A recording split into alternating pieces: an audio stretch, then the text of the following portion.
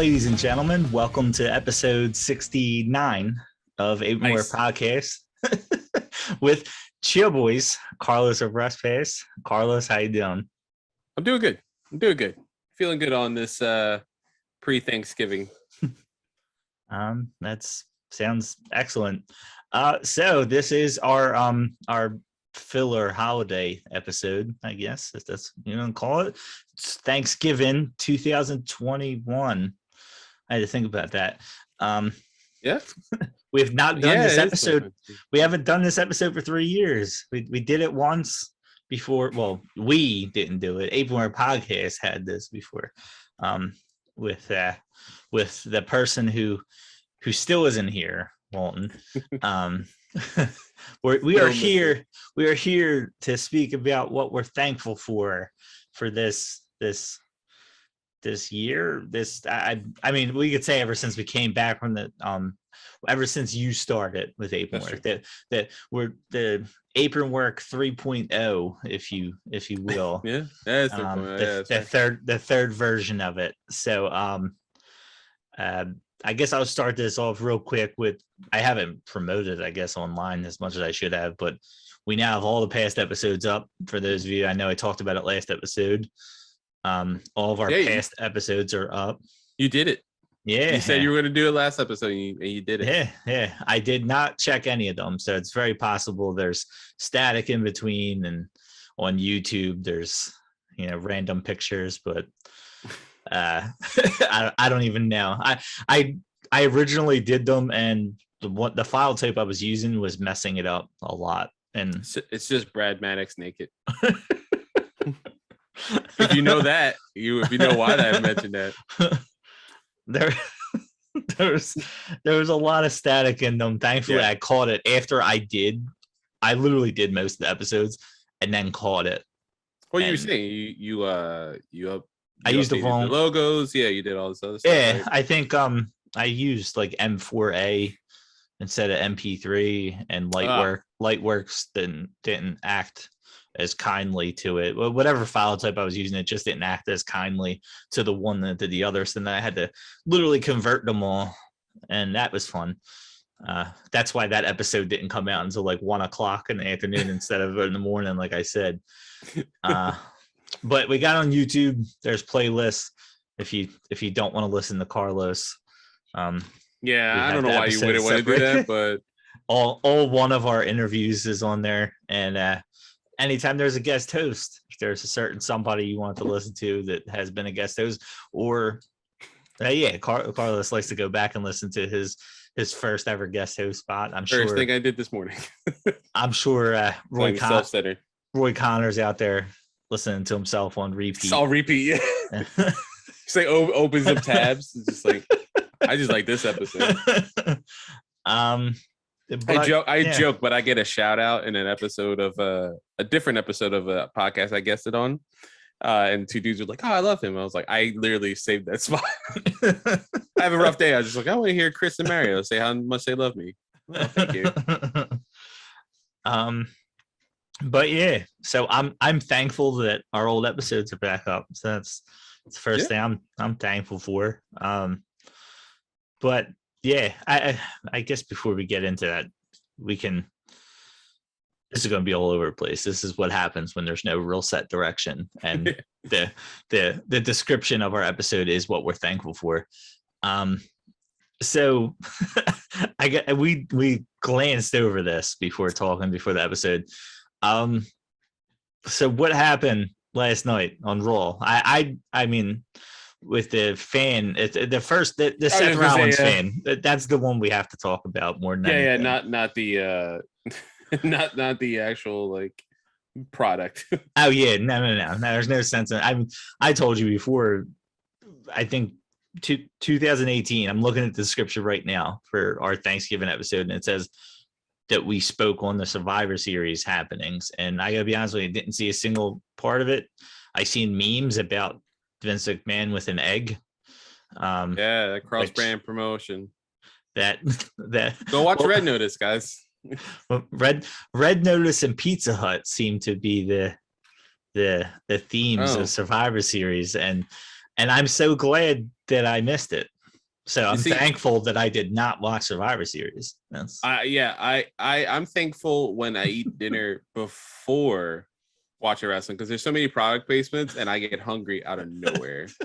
So thank God if I eat something at least during or before a pay-per-view, so like that, I'm not like, you know what, Pizza Hut's right in Fishtown. I'm in Port Richmond. I can just, that's not that far. See, I can just go right there. See, I would be the reverse. If I actually watched it and I ate first, I would eat again. So I would not. I get close. I'm even more thankful I didn't watch it because I would have eaten 2 deep dish pizzas from Pizza Hut. Yeah. And some eggs. I would have. Yeah, find some golden ass eggs for some dumbass reason. Oh my God. So I what I'm thankful for is whoever posted the meme of Vince McMahon coming out of the limo and everyone just cheering in joy from his arrival. And someone posted a GIF and it was like, what is this, North Korea? And I was like, damn, someone's comparing him to a dictator. Like, that's crazy. Holy shit. I was like, and then I started thinking about it, I was like, they're not wrong. They're not half wrong. I mean, he hasn't killed anyone. Well, he hasn't helped either.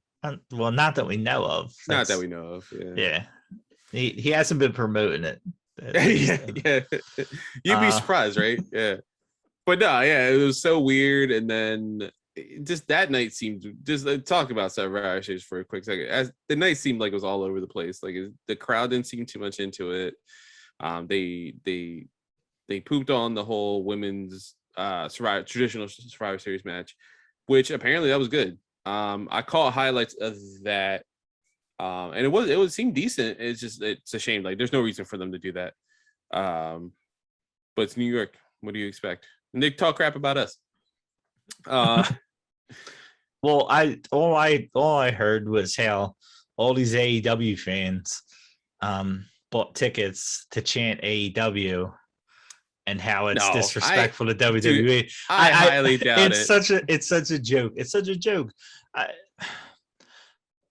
Why would you spend like $100 to be like, I was yell?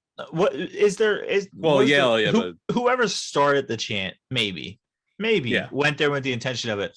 But I'm sorry, if other people are chanting it, there's a reason for it. They didn't all pay for the tickets to do it. And if you're following a chant, trust me, you can't even say, oh, you're at a wrestling event, you hear a chant, you're going to... There's been plenty of chants at wrestling events I did not participate in. No. Even if I liked it. So there is some type of like...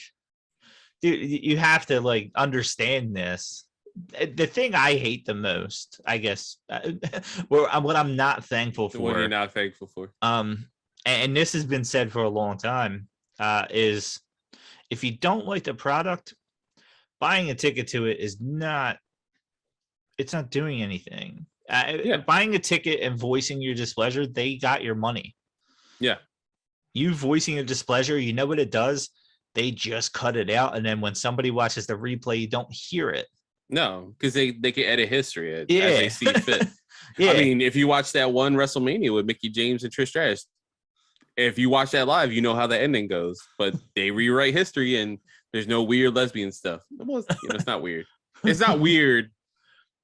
It's, to each his own. I'm just saying, I liked it. It's fine. I was okay with Teenage Carlos was like, you know what? I'm going to watch this on repeat. It's a shame too, because like there were some decent matches, like from what I could tell, and the highlights I watched, like I watched most of Big E versus Roman, and I've been on a Halo bender, as I told you before filming. Yeah. and so I've just been uber sleepy. If it wasn't Halo, it was this, and the last episode we did was 3 hours. So I went to bed at 2 o'clock in the morning. I was like, I gotta be up at 5, so I should probably go.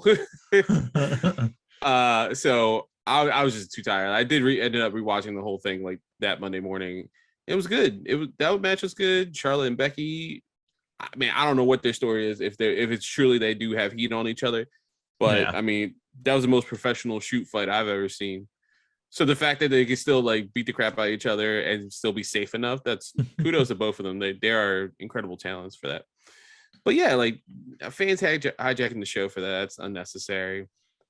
And then Monday night, you get someone attacking Seth Rollins.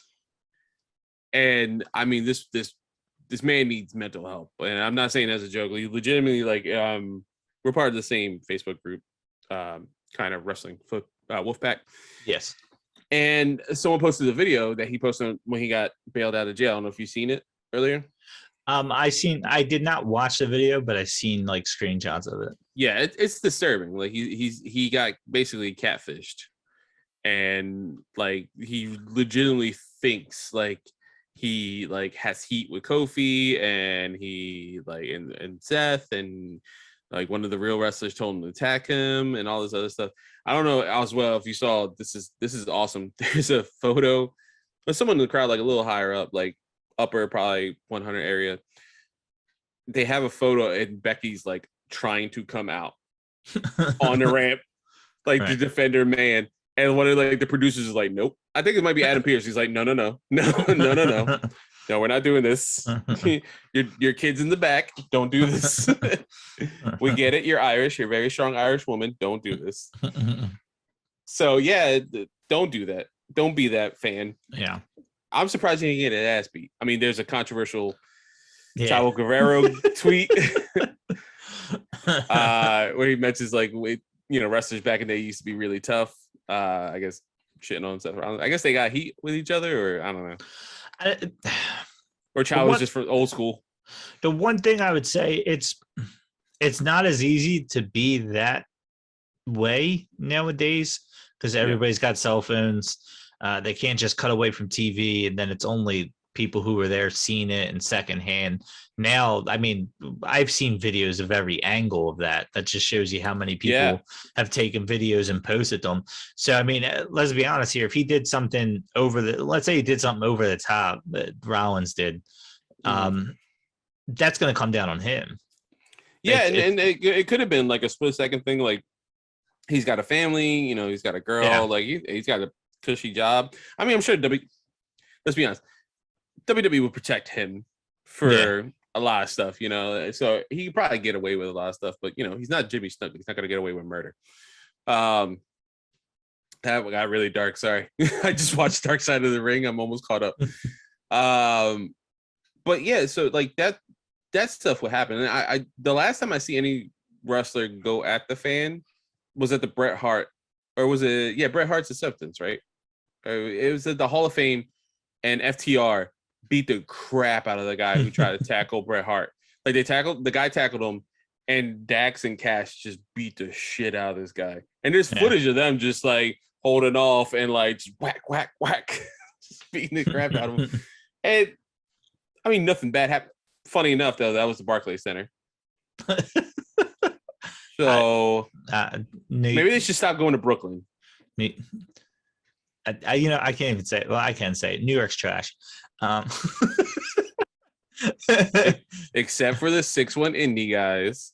I'll see you guys December 11th. New York is trash, but generally yes. And Jersey is the stench. Jersey needs to pick a side. I said this on that episode with 6-1 indie guys. Needs to be cut in the middle. North New Jersey needs to go to New York.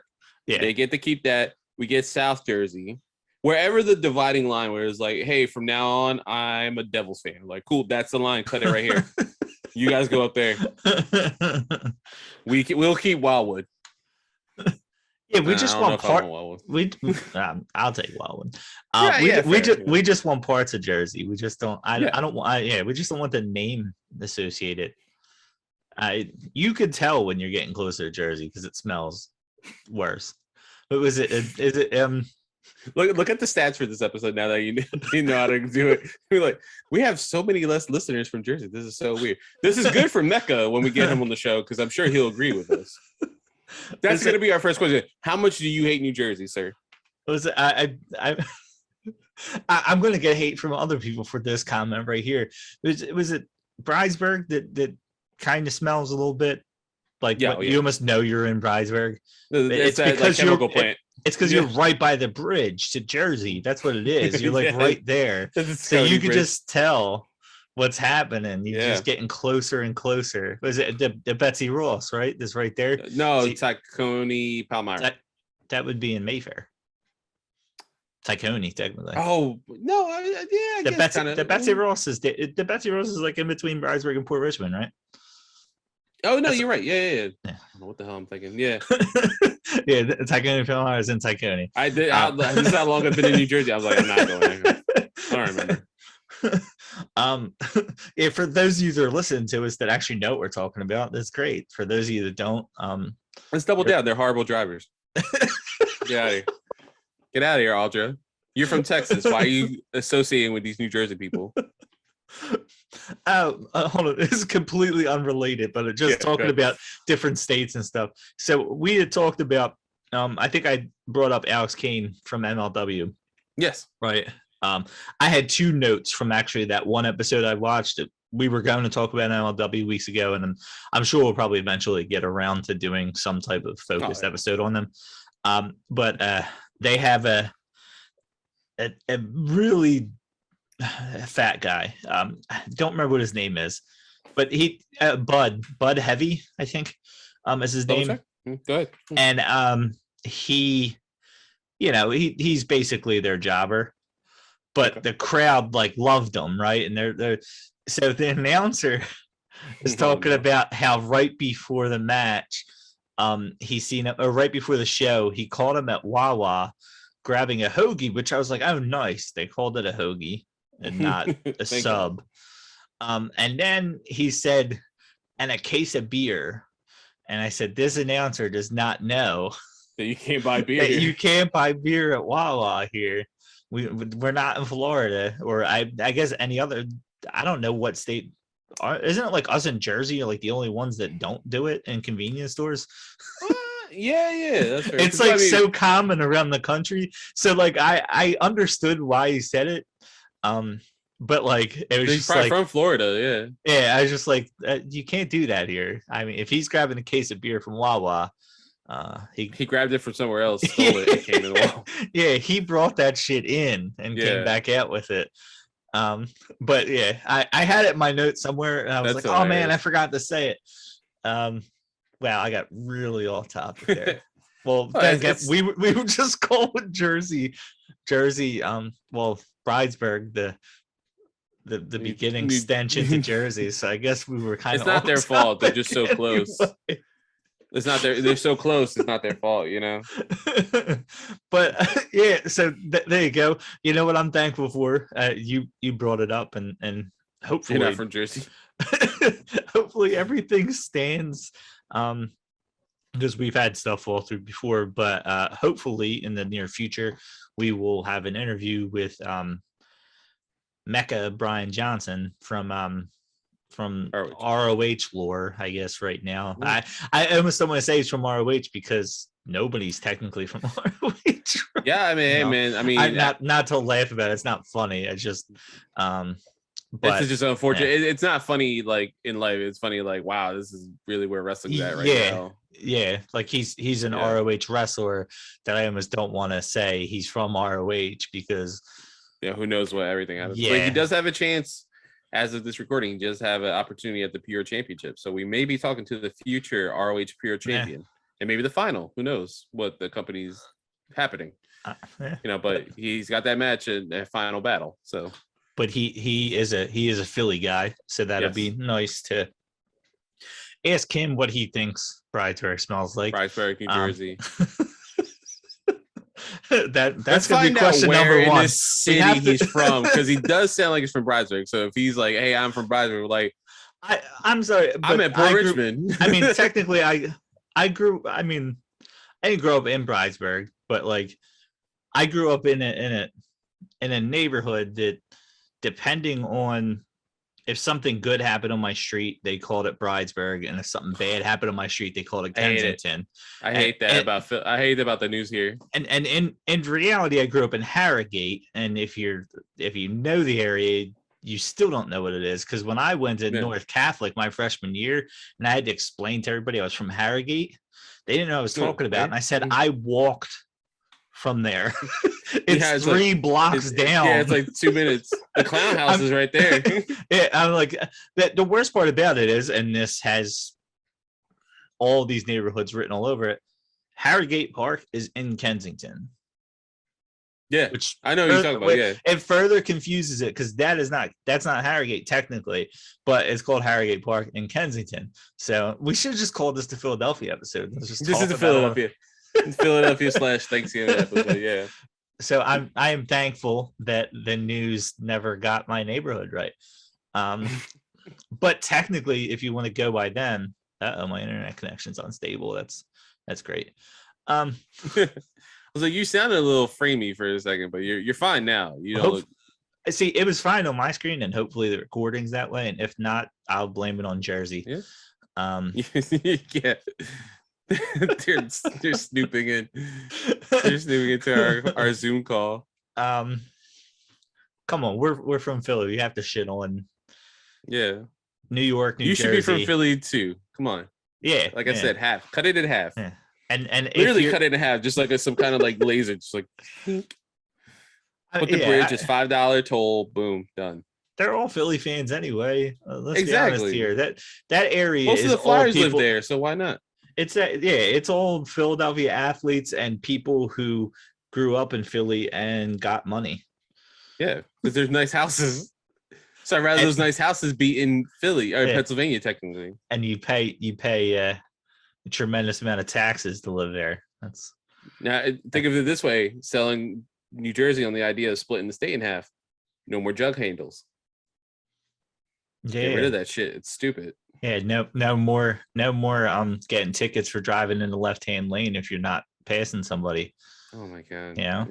No more of that. We don't have that here. No, I'm defending New Jersey drivers. Yeah, this is why you are so bad. You have all these confusing laws over there that we don't have here. So you come over here and you're cutting in and out of people thinking you're going to get a ticket when everybody else is driving in the left-hand lane.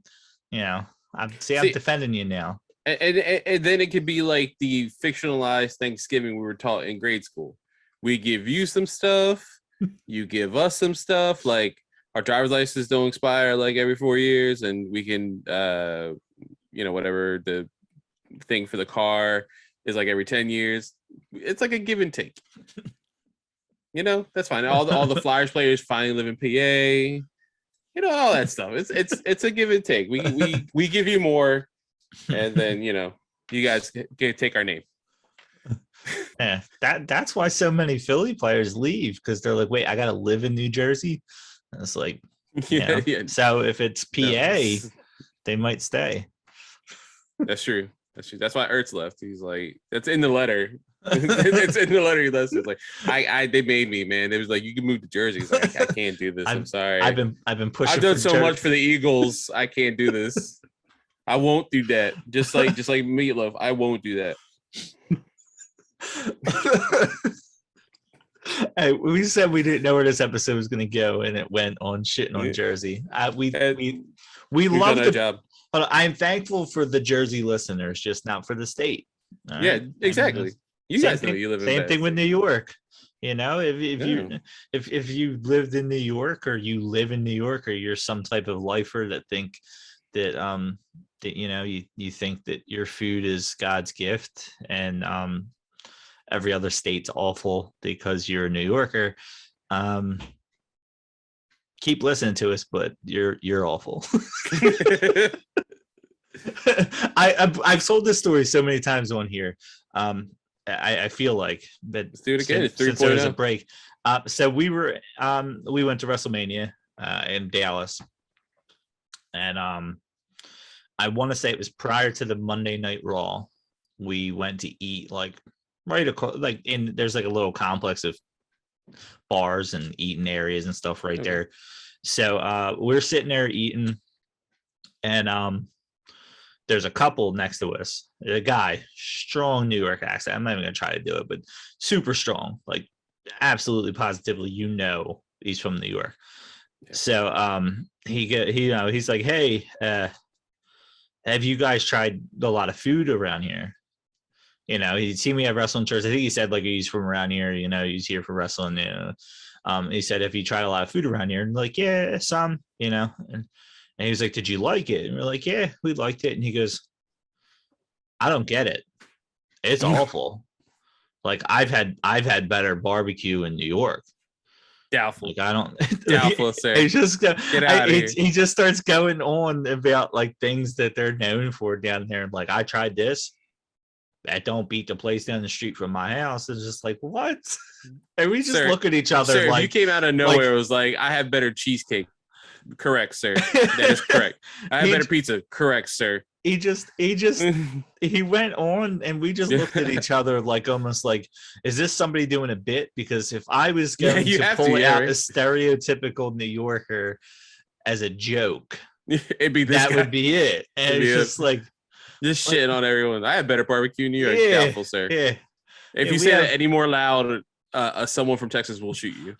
We have better country music in New York. I don't know what they're all raving about here. Doubtful. Our boots are better. Yeah, Tim's are better. Tim's are better than cowboy boots, but I'll give him that one. So cheesecake, pizza, Tim's. Correct. Rap music, better. Gotcha. But yeah, no, it was just that was just typical New Yorker, and it was just it was wonderful because some people might not have understood it, but three guys from Philly completely was like, yeah. Yeah. How did we find you? You're the one person we didn't want to find. We tried to get away from you. We flew halfway across the damn country. And we hate the Cowboys, and we still came to Dallas just to get away from you. Yeah, that's how much we hate you. Here, real quick, I'm going to promote something of ours, Stroke, because I meant to do this earlier. Yeah. When you mentioned about hijacking the show, if anybody wants to listen to me, Walton, and I think Peachy. Actually, this is one of our funnier episodes. I think I was glancing over stuff. We did it to hijack or not to hijack. That is the question, episode 20. And it is speaking on when Pittsburgh, another Northeast, see that you can't. Pittsburgh is awful too. Trash. They took over the Extreme Rules. Yeah. Yeah, I don't really. I mean, I remember it in a way, but the description doesn't talk about it too. Yeah, they took over the main event, and I don't remember what that main event was, but yeah, they with the one in Philly. Oh, you know what? Was that that was Baker and Roman? No, the one in Pittsburgh. Seth Rollins. It was no, it was Ziggler. It was the Iron Man, the 30-minute Iron Man. That was a great match. Ziggler? Yes, that was a great match. But if you remember right, every time it got down to 10 seconds, they did the Royal Rumble. 10, 9, 8, and they did it every minute. Yeah. That was horrible. I remember watching it. I was infuriated. Yeah. So we debated on it, but speaking of hijacking a show and you get Sidney Crosby and then you just become an a-hole. Mario Lemieux was still playing. It wouldn't be an issue. It would not be an issue. But yeah, so that promote our old stuff. So you not only listen to our new stuff, you listen to our old stuff. That was my blood's boiling. And it was years ago. I'm like, oh god, I remember now. That was a great match. Go back and watch that match if you have Peacock or WWE Network outside of America. That was a really good match. The hijacking is probably not there. Mute it. Mute it. Do your own commentary. But we were watching it live, if I remember right, on episode 19. I want to say we were watching it live. So then we started the whole episode on 20 talking about it. And some people defended it. I want to say I laughed a lot because I think Peachy defended it and Walton was so angry at him, but I don't remember for sure. It's just, I mean, I to go back in my memory, like I remember watching that match and live, and I really enjoyed it, but I was getting annoyed. It didn't take me completely out of that match. That match is still good. Like it is highly recommended. Like it's seriously, if you have Peacock or you have WWE Network outside of America or you have a VPN, I don't know if they still work. Watch this match. Like I don't know what year it was. You have to look through. It's easy. They categorize 2018. Oh, 2018. There, boom. There you go. The episode was done on July 24th, 2018. So it had to have been probably about a week before that, in that time range. So you're talking July 2018. Yeah, no, it's a good episode. I would highly. The episode ours. Back in the good. You watch both at the same time. You listen to us, and listen to that commentary. Yeah, it's even better because you don't hear it. Just mute your TV and listen to Apron Work. Yeah. No, because that was actually distracting. I remember watching. I mentioned him all the time because it's like I love his channel on YouTube. But Brian Zane from Wrestling with Regret. I remember watching his review of it the next day, and like I forgot about it that night because I was like, "Damn, that match is really good." And I was like, "Damn, it was cool to see like a main event that wasn't for anything." You know, like it was. Maybe for the IC title, right? I was like, "Damn, this is really cool." Yeah, it was. And like WWE's like, "Never again." I was like, "Damn it!" It sucked because we discussed this at the time too. The thing about that main event, which they did typical WWE things, was they just had that match on Raw. I think like literally the Monday before the pay-per-view. Yeah. And it went on for 35, 40 minutes. Like it went longer than the 30-minute Iron Man. It did. And funny enough, that match is the fact that it was repeated was annoying, but that match is good as well. It's a good match, but it sucks because it took 35 minutes for somebody to get a pinfall or submission on Monday. Yeah. And then on Sunday, I'm pretty sure there is, I want to say Seth Rollins gets a curb stomp victory like 2 minutes into that match. Yeah, I think it was like quick. Yeah. It was like good match, great match, and then just meh. There is an art, I want to say, to Iron Man matches, and you can have a lot of falls. That is not unheard of in my mind, but when it comes to those, I feel like that first one has to be a submission to the guy giving up real quick to preserve himself for the match. Always like that, yeah. Or a disqualification, like the guy coming out and just killing him with a kendo stick, getting a disqualification, hitting him with a finisher, you know, and then he gets a pinfall. Now it's 1-1, something like that. Like, but to have like a guy come out and give his finisher a minute into the match and the other guy not get up, and not just not get up, but look like he's for out a while, yeah.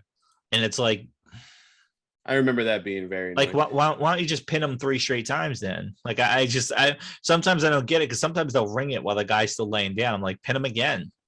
Yeah, just keep like pin him again. Like if Brock Lesnar comes out in an Iron Man match and F5's the guy 5 times, I would pin him 12 straight times. Just keep pinning him.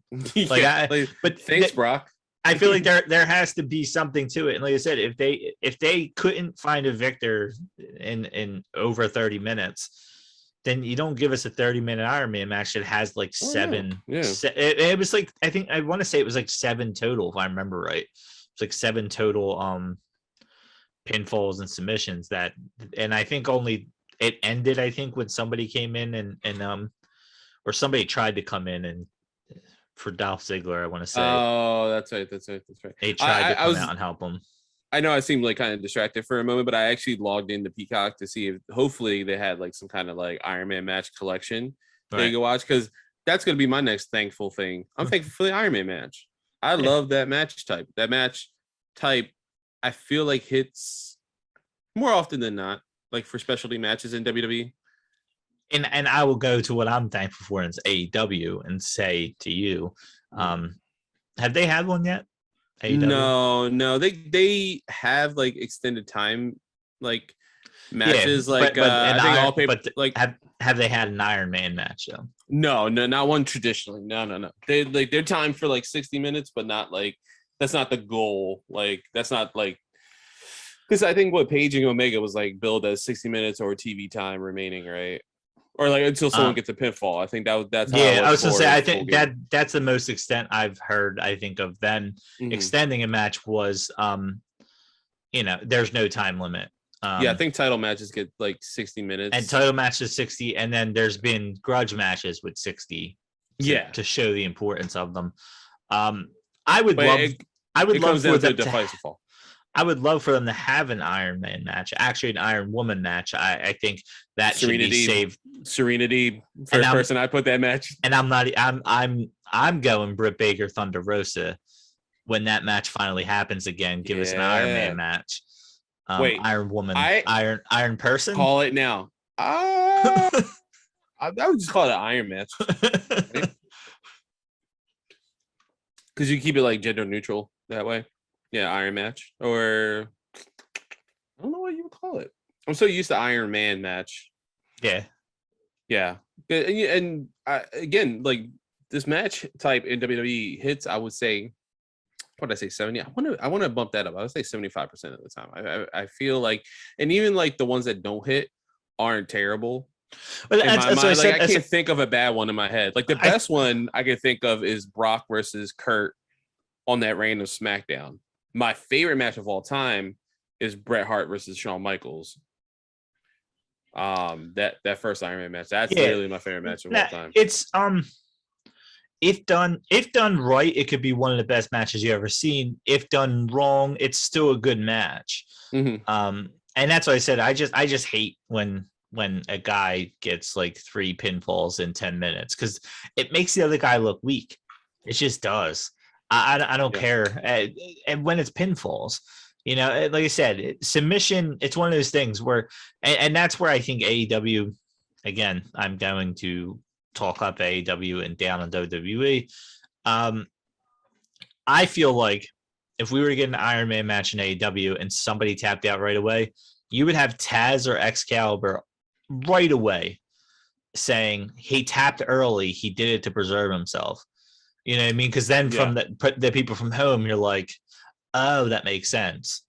You're not preserving yourself by getting pinned, by just laying there with your arms, your shoulders on, you know, like that's not preserving yourself.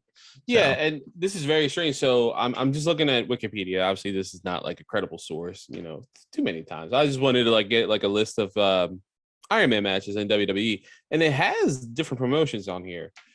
So I mean, we could kind of segue to that quickly, just as a fun little thing. But it says WCW had Iron Man matches. I wouldn't doubt it. Yeah, it says Ricky Steamboat versus Rick Rude, 30-minute time limit, and it was like Ricky Steamboat beat him 4-3. That match has to be good. I have never seen that match, but them two together sounds all. And then Rick Rude had another one with Dustin Rhodes. Huh. That's crazy. And that was a draw. Yeah, I didn't. I mean, honestly, an Iron Man match sounds like something that came out of like old school stuff, right? Probably back in the day. Some type of you know, territorial, like Southern. It sounds like it's something that would come out of the South, like Jim Crockett promotion kind of thing. Yeah, because they were like innovators with that stuff, so I could totally see like that promotion, or like Memphis, or not, maybe not Memphis, doing some stuff like that. And you know what's interesting here? I'm looking at, so the earliest one it seems like is 92, and that's that Steamboat Rude, which I'm very interested in watching again. That should be on the Peacock Network. I kind of want to watch it because Steamboat's awesome. And then you know what's funny enough, TNA / Impact has some. Yeah, the first one they did was AJ versus Christopher Daniels. That has to be amazing. I'm not surprised at TNA. Actually, they did two. They did 2 times. Kurt Angle versus Samoa Joe, 30-minute one. That has to be good, especially like, I'm not trying to make fun of Kurt Angle, but Kurt Angle is heavily medicated during that time, and that is he's a different animal in TNA for many reasons. But yeah, there's some like decent like Hall of Fame people going against like AJ Christopher Daniels twice, Kurt Angle, Samoa Joe, Doug Williams versus AJ Styles. That was a draw. Bobby Roode and AJ twice. The Wolves, Eddie Edwards and Davey Richards versus Austin Aries and Bobby Roode. That has to be good.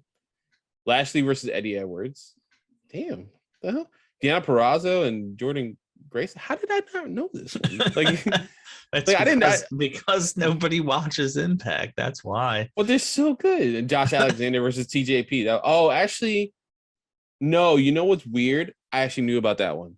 I actually knew about. That's the only one I knew about. But I don't know if they called it an Iron Man match. I don't know if that's. I have to look back, but yeah. I remember because they have like a pre-show thing on Impact. Like I think it's like BT something, like behind Impact or whatever. Like BTI, that's what it is. And I think the whole episode before, you know, like Impact kicked off was their Iron Man match. Okay. 30-minute or 60-minute? What's your preference? 30, because it's a tighter match. I've seen six. I feel like the 60-minute ones are okay for the most part. Those are the ones that usually kind of fall apart. Like I said, my favorite match of all time is Shawn versus Brett. That's a 60-minute that went overtime. But that told the story. And I've never been more heavily invested in a match in my life. That's hence my favorite match. But I always go back to say that Brock versus Kurt on that random ass SmackDown is by far probably the best Iron Man match I've ever seen in my life. I prefer 60, but I also prefer to not come around as often as apparently TNA felt like it should come around. I feel like it needs to. That's why I said Britt Baker, Thunder Rosa, because I feel like it has to be one of those things where, like you said, like hang up Omega, Bryan Danielson when Omega comes back. Just something like Omega's done it with Pac. I forgot about that. I don't know why. I don't know why I missed that, but yeah, that was like right before the pandemic. Yeah. Oh, he did it in AEW. Yeah, Kenny Omega versus Pac, 31-minute, 1 second overtime. Omega won 2-1. Okay, well then they go. Like, AEW has done it. Yeah, I just don't. That's why I don't remember. Like, I just remember like they had time limit like to their matches. I just don't know. Like, I didn't realize it was like a best out of however many. You know, but that's I guess that must be a bet. You know what? I bet you it's not really I bet you it's not actually like an Iron Man match. I bet you it's like a best out of 3 in this time limit. So it's the Dynamite on February 26, 2020 that we're talking about for all our listeners while we look it up as well. They have one. Impact has like 8. No, 10. I mean, WCW has 2. It looks like they call it a 30-minute Iron Man. Oh, okay, cool. Good, that's awesome. You know, I vaguely remember that now with the like I'm looking at it with the second I saw it, I was like, oh yeah, I do remember that match. Yeah. Oh, just happened here. My screens decided to go black for a second. Yeah, I don't know. That's where my thing is. Like, yeah, I feel like it needs to be special. And the fact that it shouldn't be pulled out every time. The fact that AEW's done it and I don't remember it. Not to say the match wasn't good, but I feel like it doesn't hold up for that reason. It's like if you were to say how many unsanctioned matches has AEW had that you remember. That's I mean, you're talking maybe 2, but I think they've had like 5 because didn't Janela have one against Moxley? I thought it was Omega because he was preparing for his one against Moxley. Oh my god, I thought Moxley had one too. Moxley and Omega had one, but I thought Janela had one with Omega because Omega was trying to prepare for the match, kind of thing. But you know what's funny? That's the one you thought. The more recent one I can think of was Suzuki Gun, like Suzuki and Archer versus Kingston and Moxley. Yeah, but I even think like that's the most recent one I can think. But you're not like some of those matches you're picturing as just hardcore matches. You're not really picturing them as unsanctioned matches. You know, the Britt Baker Rosa one was Thunder Rosa one was brutal. Yeah, the Moxley Omega one was brutal. And it's kind of like them having a street fight every time they come to Philly. That's true. And then a Minneapolis street fight, so they had to put things from Minneapolis to make it one. I realized putting the city, symbol. I realized putting the city's name in it and stuff like that every time you have a street fight. But I don't know, when you do something too much, it loses it for me a little bit. Yeah, and interesting here. I'm looking at I am looking at WWE. So there's been 18 throughout the history, and we're going from 93 to the most recent one is 2020. And it's interesting, like the match type, because you have the first one was Bret Hart versus Ric Flair at a live event in Boston. That had to be crazy. And then the next one was Bret versus Owen for an hour. And I'm pretty sure multiple people have made that joke online. Like, I would love to see them go for an hour or 2. It's like, well, they did it. You just had to be in East Rutherford, New Jersey in July 8th, 1994. Bret won, obviously. Shawn Michaels and Bret is the first, like, quote unquote one. And then Triple H versus The Rock. I actually remember that one. I remember that one. Triple H versus The Rock. I think wasn't Triple H rocking the purple tights on that one? I do remember that. 2000, man. Damn, May 21st, 2000 at Judgment Day. So there's a 4-year gap. The number you entered. Well, that wasn't supposed to be played on there. I don't know what you're talking about. What were you saying? I was thinking like there's a 4-year gap between Shawn and Brett and then Triple H and Rock. Okay, so like how many have they had? Like, let's say the last 5-6 years.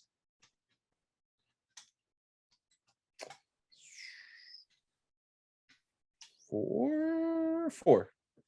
Kevin Owens, AJ Styles in 2016 at a live event for 30 minutes. Charlotte Flair and Sasha Banks, 30-minute Roadblock End of the Line. I don't remember the pay-per-view name. I do remember that match. Cesaro and Sheamus against the Hardy Boys at Great Balls of Fire. God, there's so many stupid names. Dolph Ziggler and Seth Rollins at Pittsburgh for Extreme Rules in 2008. And then Finn versus Adam Cole versus Ciampa versus Gargano for the NXT Championship at NXT Super Tuesday. And it was a tie after Cole and Balor scored 2 falls. And that was I remember the storyline. Yeah, this is because AEW had their like season premiere, right? It was like the launch of after year 1, right, of Dynamite or whatever. No, I don't remember. This is stupid. Like the NXT does stuff like at that time. That's when they were going against AEW like hardcore, and I'm like, I don't remember this. Yeah. So.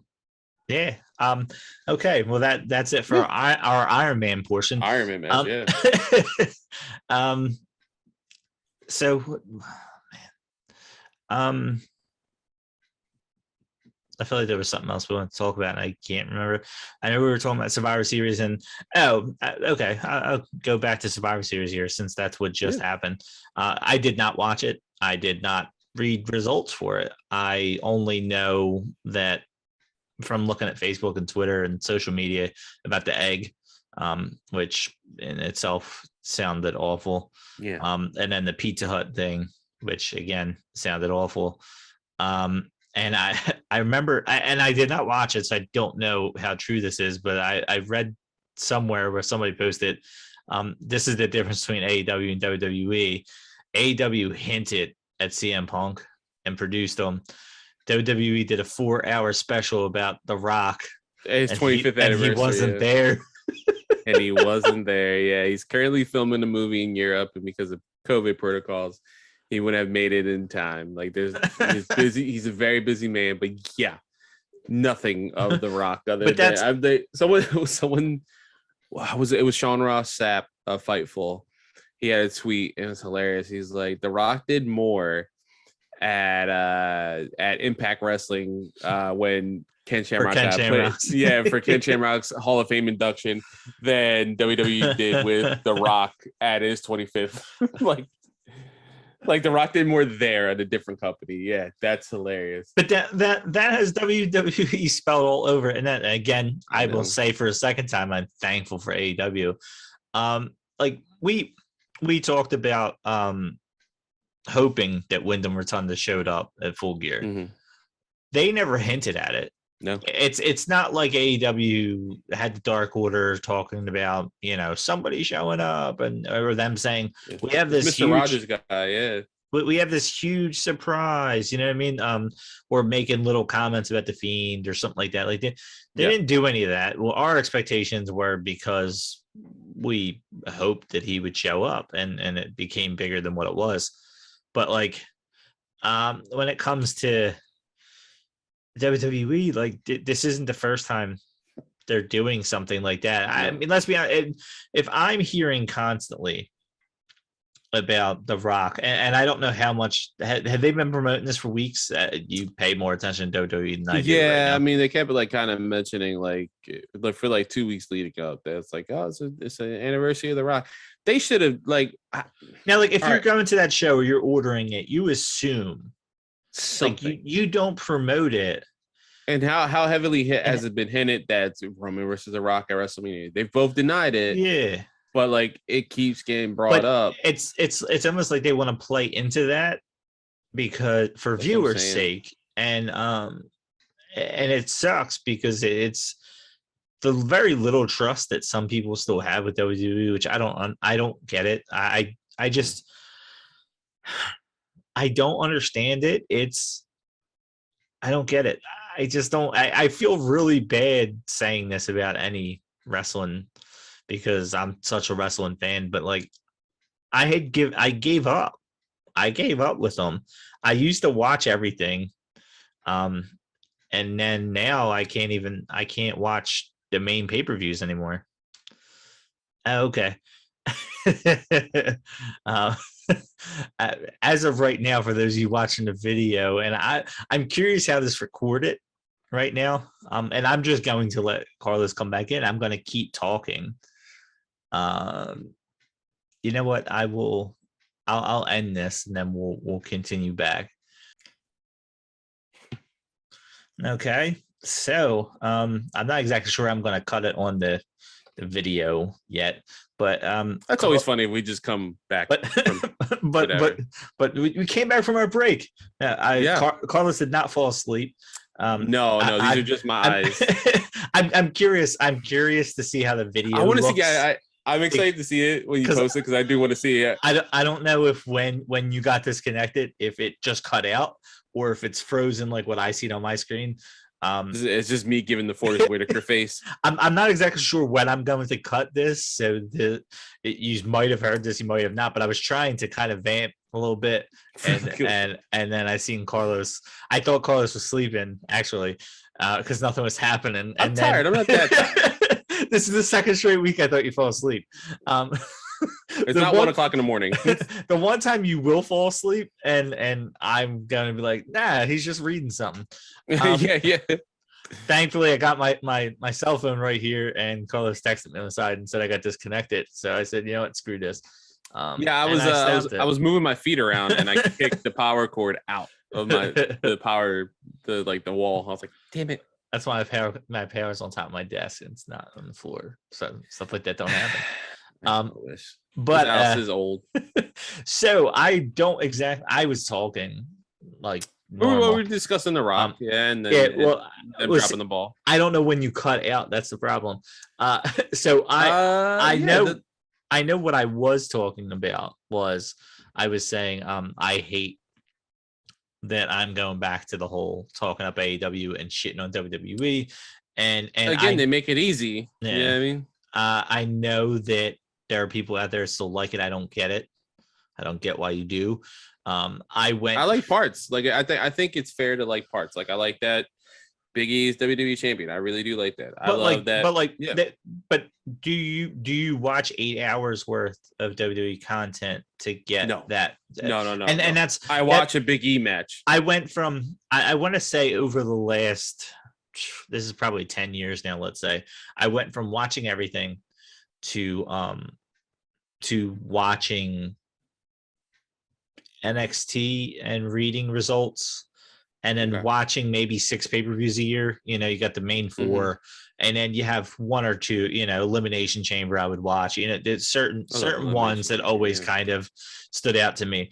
And then it became, I read the results for NXT, and if I like it, I'll go back and watch it when it was on WWE Network. And really almost never watch Raw and SmackDown and only read results, and then only watching the big 4, and then picking and choosing matches on pay-per-views from reading the results.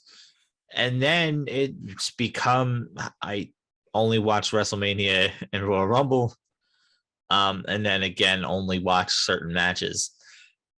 And now I don't know. I mean, I'll watch the Royal Rumble. Royal Rumble, I will always watch. I just always will, and that's purely because we bet on the Royal Rumble. Nice. Yeah. Well, didn't you do it this last year? I did. Yeah, I did this last year. Yeah, I totally forgot. Yeah. You hit me up. I was like, oh yeah, I'll do that. We pick numbers out of a hat. I mean, it's not. I don't want to call it bet, and it is in the sense that it's almost like a Super Bowl, like you do the Super Bowl part. Yeah, like a block pool kind of thing. You get your numbers, and whoever comes out of numbers, and we do whoever wins and whoever has. Hey, your brother won last year, right? That might have been my dad. I don't even know if my brother was in it. I think it was your dad. I think you're right. Yeah, my dad ends up winning more often than not, and everybody knows the numbers ahead of time. I can't even cheat for him. Yeah, so how the cookie crumbles on that. But yeah, I mean that adds an element. It's like watching a Super Bowl in that sense. It adds that element of, I want to watch this because I want to see if my number came out. Yeah, Royal Rumble. I'm with you. Royal Rumble and WrestleMania are definitely top tier for me. I used to love Survivor Series, and the last one I truly loved. May have mentioned it on this show, or I definitely like harped on it a lot at Entrance Ramp, was the Survivor Series where it was Raw versus SmackDown versus NXT. I think that was the first time and last time that like NXT was like treated as a third brand. I mean, in a weird way, thank God for the Saudi Arabia show, because they got to shine that SmackDown because there were so many people stuck in Saudi Arabia because Vince is an idiot. And then we got awesome matches like Adam Cole versus Bryan Danielson. That was the main event of that SmackDown, and Cole won clean. I mean, you can always talk about that in AEW. They're both over there now, which is crazy to think about. Gargano and Ciampa, coming back together for one night at that time to, who did they took on some decent tag team and they beat them, like it was such a takeover, no pun intended, because that's the name of their pay-per-view. But that was like such the takeover moment, and it was such an awesome zeitgeist of what NXT was at that time and what it was building to. And now it's you're right, like it's sad to see it crushed. Like I literally was looking up results as we were right before we started filming the first part, not the part where I was playing footsies with the electricity for some reason. But I was looking up just because Gargano seems like he's on his way out. He recently did one or two dark matches on SmackDown. We reported in the past couple weeks. Like he seems like he's on his way out, so he's in the main event, and it looks like he's going to be at War Games. That might be his like. I would hope for his sake, final goodbye, because again, the Indies are calling, man, and you can make money anywhere right now. I mean, you can show up in New Japan strong, and like that, they're starting to build a brand there. Like it's starting to become something different. They have Will Ospreay. Like not to diminish like Tom Lawler or any, but they have Will Ospreay, who everyone kind of is like, yo, this is the best wrestler in the world.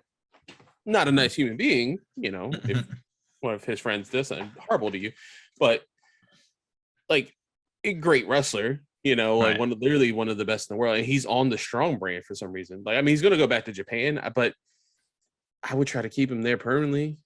If you want to build a brand around him, right? And then you got great wrestlers like TJP, Jeff Cobb's been there for a little bit. And I mean, they could always go back to Japan because like it's wrestler, right?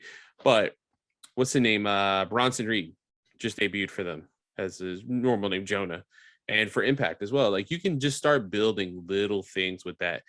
Gargano in New Japan sounds great. That sounds amazing. And then if you get Kyle O'Reilly, I mean, he's definitely going AEW. There's no way he wouldn't. I'd be shocked. But that's what I guess now too. Like you sign with AEW, that doesn't keep you out of these other shows. No. I think you sent me something MLW. That's why MCW. Yeah. MLW now with their open door policy. Where they're basically and you know what, they had it already. You know what I mean? Like that. Them promoting it that way, it's for publicity, because they use like the on-air booker, like that's it's good for them because they're they should get that notoriety. They literally, I mean, if you look at their alumni, it's insane to think that like Matt Riddle and MJF are just the two names that pop right out when you think of who's some of the biggest names right now, and who will be probably carrying on to the future for WWE and AEW. those two guys are kind of hard to beat. Matt Riddle's probably going to end up being the guy in WWE in the next couple of years. And MJF, we both agree the same thing for AEW. Yeah. And they came out of there. And I mean, Jeff Cobb was at War Chamber, That's true. Yeah. So this whole open door thing, also Bobby wonder, Fish was in the Opera Cup that they had. That's right. And I question to see as well if this is like an answer to a lot of our fears with ROH going away. Like ROH is going away. We theorize that maybe like something like MLW can like grab the torch and kind of run with it. And they're the best in line to do that. Yeah, to kind of continue that. And a lot of those championships could be defended on there if you think about it. Like that ROH Pure Championship title is I was gonna say pure for some dumbass reason, but it's a perfect place at MLW, like the sports-based company. I would like it. Let's say, and I know we did a whole episode on this, but let's say ROH goes away. I would like for it to have that NWA feel where the titles live on, even if the organization doesn't, like the Pure Championship. It would be nice to see matches wrestled under those rules in different companies. AEW just have it just defend it randomly in AEW, and they go over the rules, and because it lets it kind of live on. And I feel like it probably should. And there's enough ROH guys at AEW that might be like, this should live on, that, even if it's just a Pure Championship, because that it differentiates than other history. Titles. Like, yeah. The last person to hold that title before it was rebooted was Bryan Danielson. Am I wrong? Because that's when he unified that in the world title after he beat Nigel McGuinness. Okay. I think so. If I believe he's the final Pure Champion before it came back in like last year. Right. So if that's the case, I mean, that story speaks to itself, right? That guy is that pure wrestling guy you would want to see. Like, I would love dream match Kenny Omega wrestling in a pure style like that. Yeah, and it would be one of those things where let's say AEW wants to keep it around, whatever. It could be one of those things where it's can be defended anywhere kind of thing. Yeah. And I know other championships have been defended, but like it could be known as the all independent championship kind of thing. They said the NWA title was it for a while before they started doing a show. Bag, It was that was what the NWA title was, and then that would be cool to keep that around if they're going to go under. And a lot of people are talking about the Climax tournament, the G1 Climax, which we a couple years ago did our own little predictions contest where it fits right in with the G1 Climax. We gave away a John Cena plaque. It was one of those WWE 2K comes with the I remember what you're talking about. Which I feel bad for if the person who won, and the name is slipping, but it took me like a year to send it out. It literally sat in an envelope, and I never sent it out. And then with mail is difficult. I did send it. He did get it. I just got it very late. But I'm excited for that, because now with all these guys jumping around, I think I've read somewhere this might end up being the best one ever. If travel permits, with the whole COVID travel restrictions. I mean, you legit, there is, I don't, was it 16 guys? I want to say 8 in each bracket. I believe 8. I think you're right. 8 and 16. I mean, you realistically could have Punk, Danielson, Ospreay, Okada. I mean, I don't think Omega probably would be fine by then, but no, unfortunately not. Cole. Yeah, Cole, and I don't even want to go down to AEW because there's so many other guys in other places that realistically could show up. But just Tom Lawler. I mean, you go with New Japan specifically. Yeah, TJP. Yeah, and you got their norm that's in there. Tanahashi and Tanahashi versus Punk. Yeah, I mean, you legit could. Awesome. I mean, they could have a New Japan bracket and a A non-New Outsiders Japan bracket. bracket. Yeah. Honestly, that'd be really cool. That'd be really cool. But I would want intermittently in that tournament. You know, I would want like it. How great would that be to watch a climax match on AEW? You know what I mean? Like the way they always did it, right? I believe is they had some in Japan, and then that's where they would run like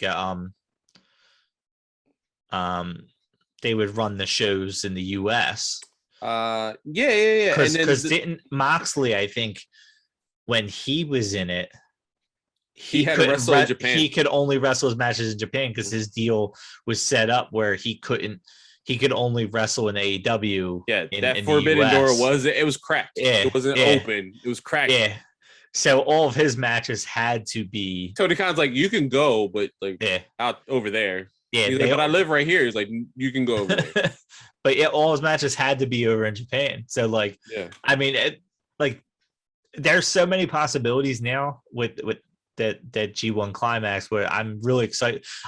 That's one thing. I'm not a huge New Japan fan. I don't want to say I'm not a huge New Japan fan. I'm a very big fan of theirs. I don't watch it as much as I would like to. Yeah.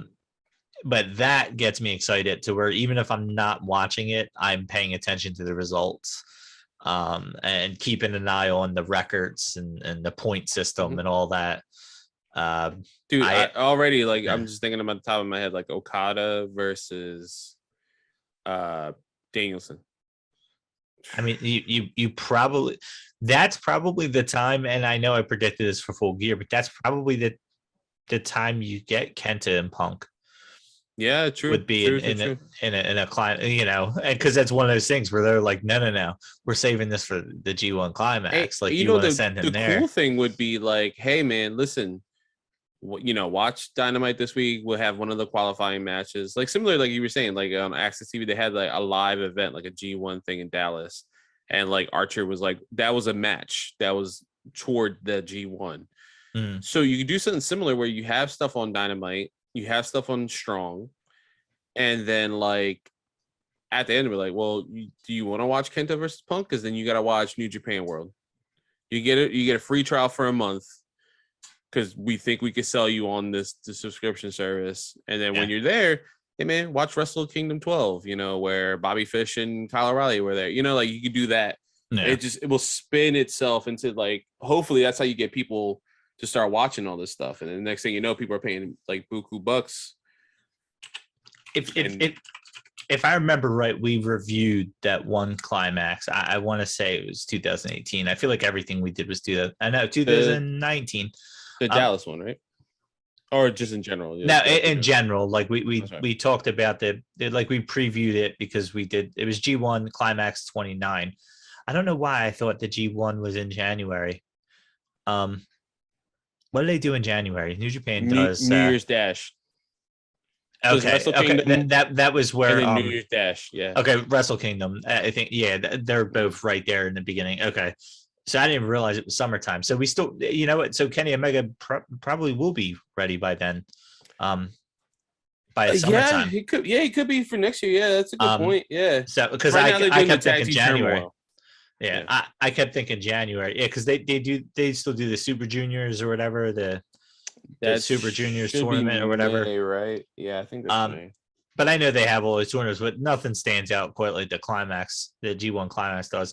We talked about. I think we were like reviewing the matches. I'm pretty sure I watched all of, if not all of the matches of that because we were doing the predictions thing.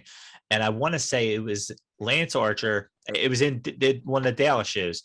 It was Lance Archer against, I want to say it was Zack Sabre Jr.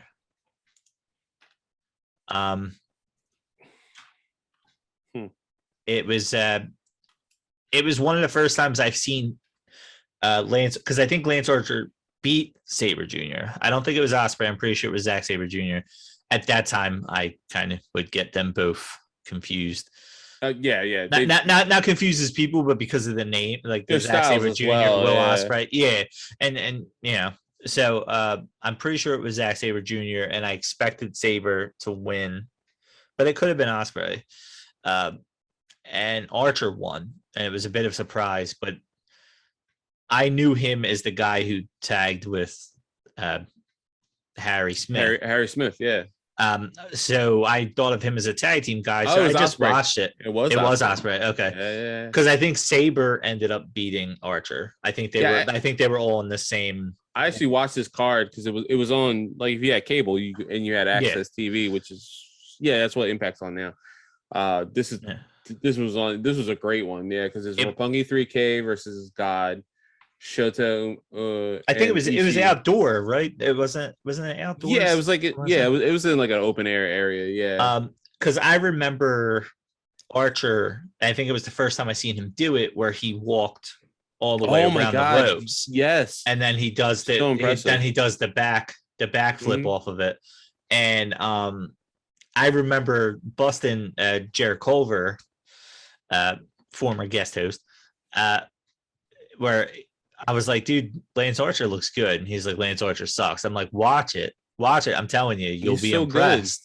Good. Like, I thought of him as not much. And when I seen him in that match, I'm like, and he played to the crowd. He learned a lot when he got released by WWE and went to New Japan. That match, he played to the crowd so excellent for a heel, like so good. And it reminded me of Kevin Owens when he was in this hot streak, where like he would basically talk shit to them in the middle of the match, like every and stuff 2 like seconds. That. It's just super loud, and it was great. And then that's when I realized he does the claw as a finisher, and it went from Archer's great to like you're doing the claw. It's an old school move. I know, and we just saw it full gear. New Japan is a different style of true, wrestling, and so that can work. In that style, it works with their crowd and their audience. I'm re-looking at the card. That card's ridiculous. If you could find that, ladies and gentlemen listening or watching, watch it. It's so good because it ends with Okada versus Tanahashi for like the millionth time, and their matches never get boring. Like. The same thing with like Omega versus Okada. Like, there's 4 of them or 3 of them. They're 3 of the best matches I've ever seen in my life. Especially the one where Kenny wins the IWGP Heavyweight title. That literally is the best match I've ever seen. So you could keep promoting our past episodes. We did that one whole episode about the trilogy before the 4th one. It's so, and that was a lot of fun watching them. And then I remember. I've never been so excited for a draw. Like one of them is a draw and it's so good. I missed the very beginning of the 4th one. I think I got my times mixed up. I thought I had woken up early, and they do not cater to us. Yeah, I thought I had woken up like a half an hour early, and I really woke up a half an hour late or something like that. Than what I wanted to. And gotcha, for that match, yeah. I think I only missed like a couple minutes, and I ended up watching it back afterwards. But it was on a whole nother level. Those matches, they just are. And what we're talking about? 20? That was 2018 as well, right? That had to be right. 2018. Yeah, it was one of. I want to say it was our 14th episode. So a quick segue with that. Have you heard the recent developments with Kenny Omega? 13th episode. No. So there's a YouTube guy who does chiropractor. He's like kind of famous. If you look at one chiro video, he'll be the recommended person you look up next time you refresh your YouTube. He does a lot of wrestlers. He had a whole episode with Kenny Omega. I watched half of it, but like the gist of it is Kenny confirms like his shoulder injury. This was recorded before Full Gear. He confirmed his shoulder injury. He's been dealing with that for a while. That's why he called the guy out, and they filmed it. They held it to after he dropped the belt. He just dropped the AAA Mega Championship as of this recording as well. Because of his injuries, he's going to get surgery and stuff. But he confirms that he's had vertigo since 2018. And he's been wrestling with vertigo since 2018, to the point where in the episode, I had to replay it a few times. He mentions he has a spinning ring that he trains in. So like this dude, if you ever seen a Kenny Omega match, he has like all these snap suplexes and snap what's that one he does? It's like he runs the ropes, goes around you, and then it's like a snap can't think of the name of the thing. It's like a full Nelson snap. It was the Snapdragon. Snapdragon, yeah. And I mean, like, I've never seen some dude be as fast, be so coordinated on his feet, and do all these like power moves and high flying moves. And to think that he's doing it with vertigo. I mean that he could have a good night like in Philly and then like in Boston. He's like, "Oop, got vertigo tonight." Still doing it because he's on a different level of wrestling. I don't understand how you do not like or appreciate him. Like for the longest time, Mark, our interest ramp guy, our curmudgeon, he like was not a Omega fan. He's like, I hate him. I absolutely hate him. I don't think he's special. I'm like, he's the most special wrestler I've ever seen in my life. Like he really is. Like you have to watch a New Japan match because he literally is like that best bout machine thing is not a joke. And like the fact that he's wrestling with this, it made me think of Seth Curry. He's like one of the best three-pointers in the league ever, and he needs glasses. He didn't realize that until like a year ago. It's like, oh yeah, I gotta wear contact glasses. Like you've been hitting that good beforehand. He didn't make his been putting on like 7-star matches according to Meltzer, like with vertigo. Yeah, I can't even go up the stairs and be out of breath if my fat ass can't do that. And this dude's is like, nah, I got it. Is everything spinning? I might throw up, but I got it.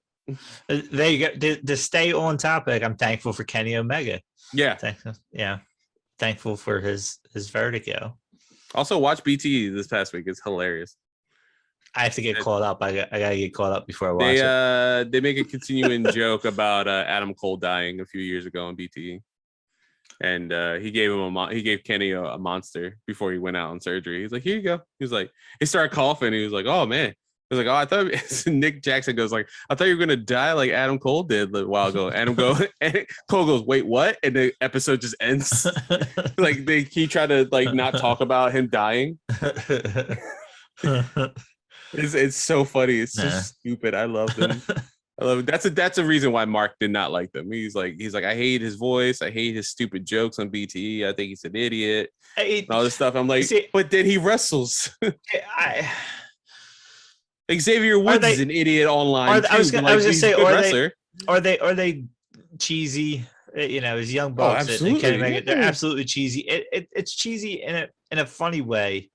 And I know a lot of people will say, you know, how come WWE can't be cheesy and AEW can? It's a different kind of cheesy. It's the New Day cheesy. That's what it is. But people get excited. I mean, I don't sit here and say I hate the New Day because they throw pancakes out. Would I prefer they not do that? Yeah, I'd prefer they not throw pancakes out in the crowd. But I understand why they're doing it, and it doesn't make me hate Kofi. It doesn't make me hate Big E because of it. And it's the same idea that they're cheesy, but I know what they're going for. They're trying to be bad guys in the sense that they're authentically themselves though. Yeah. Like they're poking fun at the business. They're poking fun at themselves. Yeah. And like they were talking that they're like they're VPs, they're violent people and stuff like that's so stupid. But like if you know them, like they're not, and like that's the joke. Like you have to be on the joke with that. And like we're talking about like New Day, perfect example. Like Big E wrestled Survivor Series and last night wearing Seinfeld gear, Seinfeld inspired gear. Now, if you listen to their podcast, which is very good, but you should also listen to Apron Work because we're better. I'm just being biased. Their podcast is amazing, but he talks about how much he loves Seinfeld. Like that's his favorite show of all time. The dude's rocking Seinfeld. Like last night, he was wearing Festivus inspired tights because we're getting closer to the holidays and Festivus, and I'm like, bro, you are like the biggest dude in WWE, like on Raw, and you're wearing Seinfeld stuff, and you still come off legit. Yeah, like it's a legit champion. Like Kevin Owens attacked him, he still came up all angry, attacked him back, and all this stuff. He fought Roman. He was like aggressive with him while rocking Seinfeld gear. Like that's encompasses who the New Day are. Like the fact that Woods beat Bobby Lashley while he was champion and had a decent match and was serious while rocking White Ranger gear because he's a nerd. He's a nerd like me. And when New Day when they were heel, they used the cheesy to get heel heat, and now they use the cheesy on their side. They know what they're doing. It's the same thing with Matt and Nick Jackson wearing the most ridiculous shit you've ever seen. Yeah. They're doing it because they know people are going to talk about it. And they know it's going to be in a negative light. And that's what they want. They don't, the whole idea that if they're the best tag team in the world, they need, and this is going to be my Jim Cornette rant. They're the best tag team in the world. They're supposed to look credible. Guess what? Not all heels have to be NWO. Yeah. I feel like that's the hell they were Bullet Club and they were still cheesy. Yeah, I feel like they Kenny Omega dressed up as Jasmine, as Princess Jasmine, while leader of the Bullet Club for Halloween. But like, not everybody needs to be that. They don't. Not everybody needs to be the hard ass heel like Cash and Dax. They don't all need to be. I'll beat you up in a bar. They don't need to all be that. That make this special. That makes them special because they have this old school style. Yeah. Like not everyone needs to be old school. And similar to our hopefully a future guest Brian Mecca Johnson.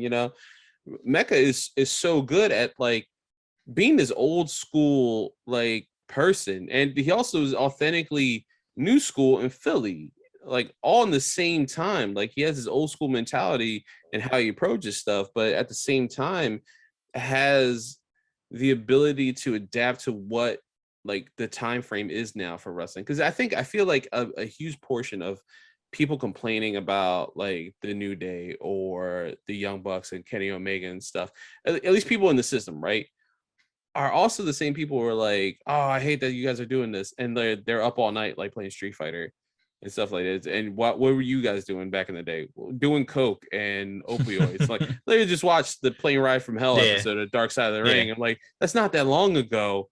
Yeah. And Brock Lesnar's just showing his dick to everyone, to Terry Reynolds, and Dustin is like, I mean, he's cleaned up now, thank God.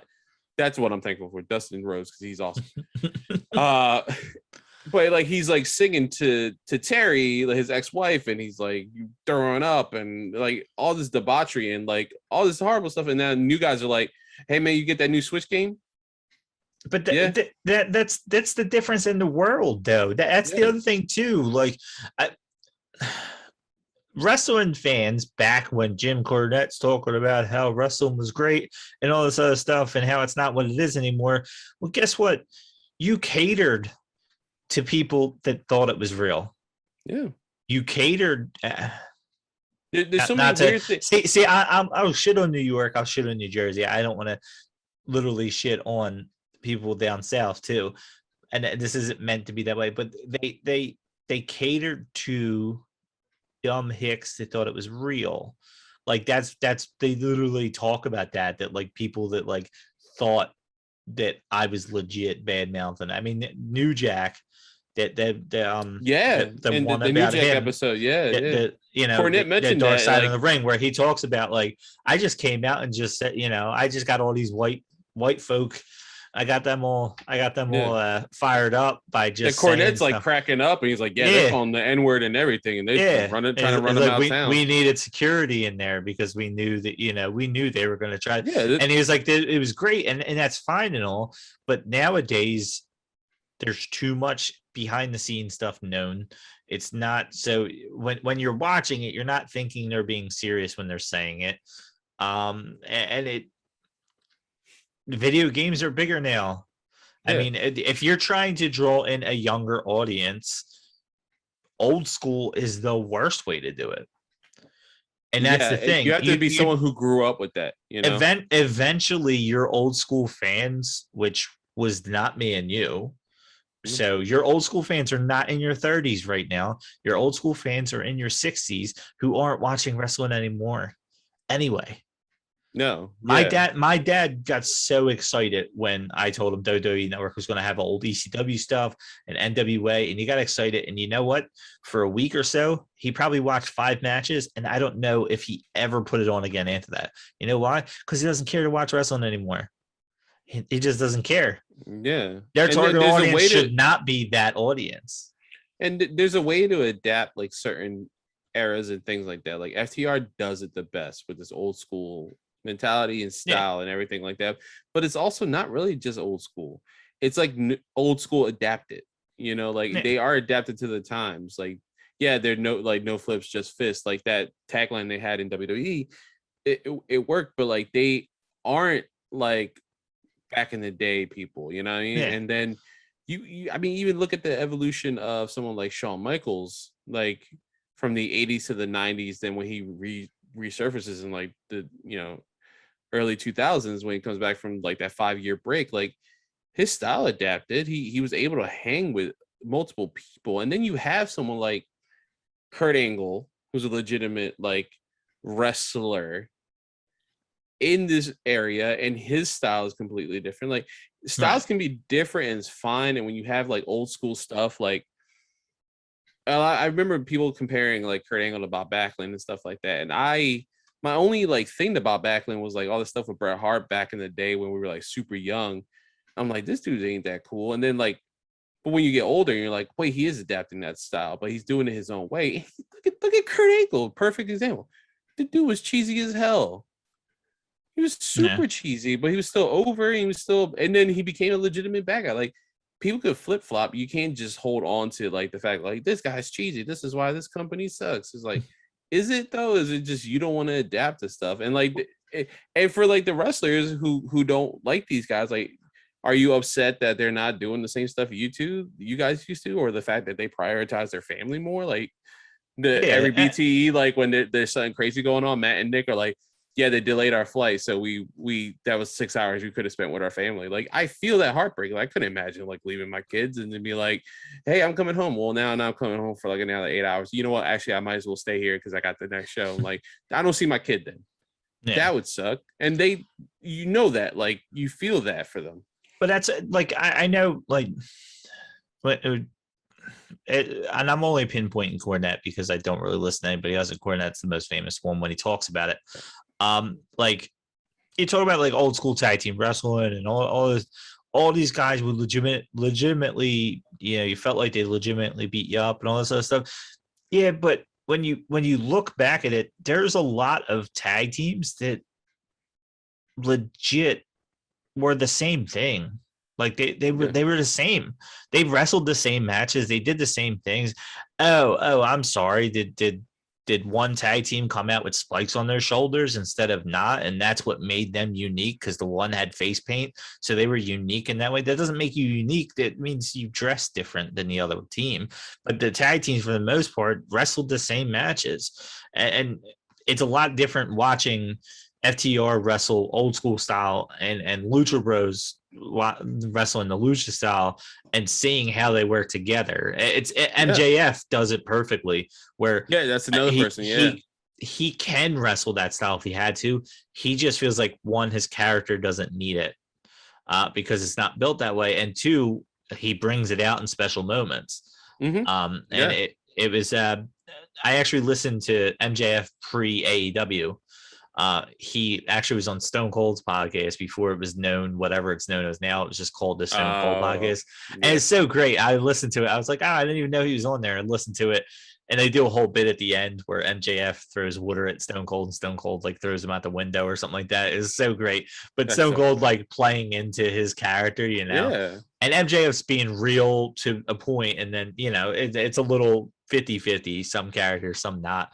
But it's like so great, and he like talks about MJF picking up on it like quick and saying like that one guy that he knew that did it was Kurt Angle, and I think Stone Cold said this a lot of times, that somebody who picked up on the business like that, that realized that you can't be serious. I mean, Kurt Angle is a prime example. You can't be serious all the time.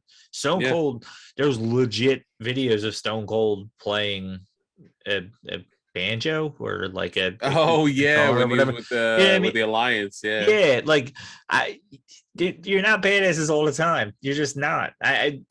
Hulk Hogan, in no way, shape, or form, even in the NWO world, did I ever think this dude's a badass. I thought he was like the old guy that's paying the way for the younger guys to have fun. You know what I mean? Like he never, to me, he never came across as, oh wow, he's a badass, because he played. I mean, he played the chicken shit heel role. Oh yeah. Guy, he played the chicken. He always came out and he always beat him with the weight belt and stuff like that. But like there's ways of playing it, but the business is always changing, and like I think if more and more people are being accepted for who they are. Like, I just happen to be watching the Chris Canyon episode. Like I'm halfway through that, and like seeing what that guy struggled with in the business, and then like now you have someone like Nyla Rose, who is so accepted in the women's roster. You know, one of the first transgender wrestlers I've ever seen. One of the best entrances I've ever seen in AEW, Sunny Kiss, coming out with the Jacksonville Jaguar cheerleaders. Like that whole routine is awesome. Like that's legitimately one of the coolest things I've ever seen in wrestling. And like all these people with different backgrounds and different histories and stories, like there are, I'm not like shitting on old school wrestlers as well. Like you have someone like Stone Cold who's like, yeah, we used to be crazy back in the day. Y'all probably shouldn't do that. Look at how many mistakes we've made. Like, I mean, it's well documented some of the mistakes he's made. I can't say whether he's still that person that put his hands on his wife. I don't know, but like it seems as a casual person on the outside that his life's a little better now. And I'm sure talking to someone like MJF, like, oh man, you get it. Oh man, like this is an adaptation of what we used to do back in the day, and now you guys are making it your own thing, and you guys are doing safer, and everyone's trying to like make game plans for what happens if you get injured. Like how many times, I don't know if you followed like Woods' career, but he's mentioned multiple times, like, man, I'm trying to do something that if I get hurt this bad or whatever, this doesn't work out, like I have some kind of livelihood. Right. So now he's the host of G4, like the relaunch G4. Yeah. Up, down, down. You can hear stuff on the Scuttlebutt Online. There's like rumors that he doesn't get paid enough for all that stuff, and it's a WWE property. But like that was a step in the right direction, because God forbid if he gets hurt again really bad, he's probably like, I'm done. He literally had an interview recently that he's just like, oh, what would happen if WWE fired you? He was like, I say deuces. He's done everything he's ever set foot to do in the wrestling ring. Like he never won a world championship. He wanted to be king of ring. He's King Woods right now. He is the longest reigning WWE tag team champion in their company's history, alongside Kofi and Big E. Like, that's amazing. And they're black. Like there's so many milestones this dude has had. So he doesn't need to wrestle anymore. He also knows AEW welcome him with open arms. His friendship with Kenny would, and even if it's not as a wrestler, I think he knows too that that is there, and he has a mind for that business. Yeah. Not only is that there, but he can do his side things in AEW, and I think that's. Mm-hmm. I mean, I can only talk it up so much, and for the third or fourth time this episode, say I'm thankful for AEW, but. Not only are they paying their talent comparable, I mean, the ins and outs of how much these guys make, nobody really knows. I hate when I read the things. I've said this so many times. I don't know how much they make compared to, is that the minimum on their contract? Is that the maximum? Is that with merch? Is that without merch? You know, and WWE's contracts are all but guaranteed, in the sense that they can just let you go whenever they want. Yeah, so, I mean, like I said, just recently, like it just came out that he wasn't making enough from up, down, down. Yeah. And some people probably assuming he made more and calculate that into it. But like AEW, not only that, they allow you to be you on the outside. They allowed you to do your own thing. They allow you to wrestle in other places. I'm sure if Xavier Woods came in there, and I'm talking Xavier Woods, I'm not talking Bryan Danielson here. No. And it's no knock on Woods, but nobody's going to call him CM Punk or Danielson. I'm sure if Woods went in there and said, I want to also wrestle New Japan, they'd say, all right. Yeah. Come on. Yeah. No issue at all. Yeah. And that's the beauty of AEW, is it's not, WWE would allow Lesnar to do whatever the fuck he wants because he's a draw. They won't allow Xavier Woods to do whatever he wants, because in their mind, he's replaceable. In their mind, and I don't agree with this, but in their mind, the New Day is a brand they made. Yeah. And I guarantee not vice versa. Like everything else, they believe that they could just replace him. If he left, they'd find a third to go out there, and maybe, and I knowing Kofi Kingston and Big E the way they are, I doubt that would ever happen. I felt like the Shield kind of made like a similar, like, nah, it's us or nothing kind of thing, you know. But in reality, if they didn't care, if Big E and Kofi didn't care and Xavier went, they would find a third to go out there and do the same thing Xavier Woods did. Because in their mind, it's the New Day. It's not, you know, and it's a shame because that's how they view talent. That's how they view characters. I mean, you can only go back to the whole fake Diesel and fake oh my god, fake Razor Ramon to know that they feel like it's the character they built and not the wrestler. And there are wrestlers out there that can make any character work. They're not characters that can work with any wrestler. And that we've seen fake Canes and stuff like that. There's only one. There's only one. Glenn Jacobs, right? Yeah, there's only one Glenn Jacobs there. I was like, that's his last name, right? See no evil, Glenn Jacobs. But like, you know, it's a shame. It is a shame. Yeah, and you could tell who they kind of, like you mentioned, you could tell who they preface more than others. You know, absolutely. Yeah, there's Brock Lesnar who could do no wrong. There's a Roman Reigns who probably could do no wrong. There's a Randy Orton who's had multiple wellness policies and probably could do no wrong. Randy Orton has done stuff that would get anybody fired at any job in anything, and including Tom Brady. Like, I'm just trying to think of somebody who's got like the amount of stuff that's happened in his career would have ruined anybody's career in any other way. But he's because like the golden Randy goose. Orton, John Cena could do whatever he wants, but like, you're right. Like, where I see the New Day as this like thing that's homegrown by themselves and all this stuff. I'm with you. Maybe I don't think the brass sees it that way, and like, I'm thankful for the New Day having the opportunities they've given by themselves. Like, they pulled themselves up by the bootstraps, and we have 2 WWE, champions out of that group and 1 King of the Ring. Now, King of the Ring is diminished the way, it's not the same how it used to be, but that's his goal in life. That's the goal he had when he was a little kid, and now he finally fulfilled it. Yeah. I mean, how many like you think of trios, and I guess you go Nash, Hall, and Waltman. Let's say they're probably the trio you think of with them. Like, X-Pac probably never. I mean, I know he didn't win the King of the Ring. I know he's had mid-card belts, but so is Xavier, right? Has Xavier won a mid-card title? Not in WWE. Really? Okay. No. I thought he held one, but. I think you're thinking he was X Division champion in Impact. That's Consequences Creed. But like, no knock on Woods, but he is the third man of that band. He's not, nobody's ever going to think of him as the WWE champion. It's not the Shield where you had all 3 of them. You can legitimately see all 3 win the championship. In reality, up until Kofi won it, we only seen Big E as a legitimate championship. So many contender. people, I mean, Kofi at one point was thought that, but New Day Kofi was thought of as the tag team with Xavier Woods, and Big E was the guy that you wanted to see. Yeah. So,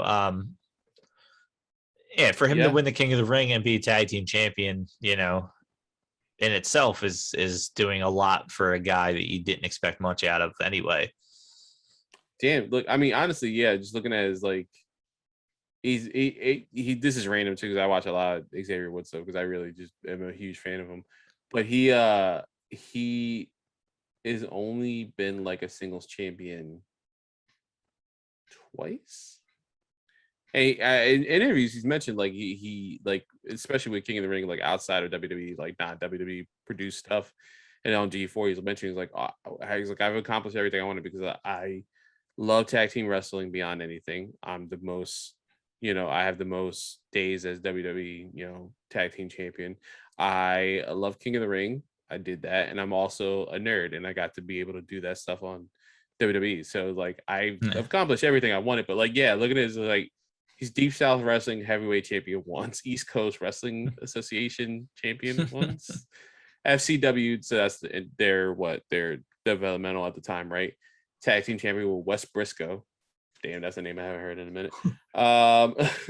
NWA Anarchy Tag. Jesus God. Tag team champions with somebody. Hayden Young, got some PWI stuff. I thought he was X Division champion. He was not. He's only TNA World Tag Team champion once with Jay Lethal. There you go. Yeah, and then he's won the Raw, SmackDown, championship. What, 11 times? Yeah, yep, 11 times. He's won the tag team champions 11 times, and now King of the Ring. Like, he's done, and he knows. He always knew his trajectory, knew what his strengths were. He knows he can put on good matches, but he knows he's never gonna be that person. But does anyone need to be John Cena? Not everyone needs to be John Cena, because Roddy Piper looks more appealing, and he's never won the big one. Yeah. It sucks because for Wood's sake, I mean, for me as a fan, I would love to see the three of them end up in AEW, but it's not going to happen. I unfortunately do not think so. I don't. If any of the three I see, Creed, like, yeah, Woods. and possibly Kofi. Yeah. I don't see them letting Big E go. And I think the only way Big E would go is if the other two went and he would let his contract run out, kind of thing. Mm-hmm. Almost like an Adam Cole, like, WWE didn't let him go. He wanted to go with his friends, kind of thing. But I would love to see them over there. Like, I could picture Woods feuding with Omega and then making it legit. You know, I mean, because he's legit in the ring. Like, yeah, it doesn't have to be for a belt, but I could see Omega putting him. And I could see Omega putting him over. Yeah. And that's honestly a feud we've wanted for, like, as wrestling fans and nerds in general, we've wanted for a long time. The closest we got to that was E3 a few years ago. I don't know if you've seen this. It's a 30-minute special. It might be on Up, Down, Down. On their YouTube channel.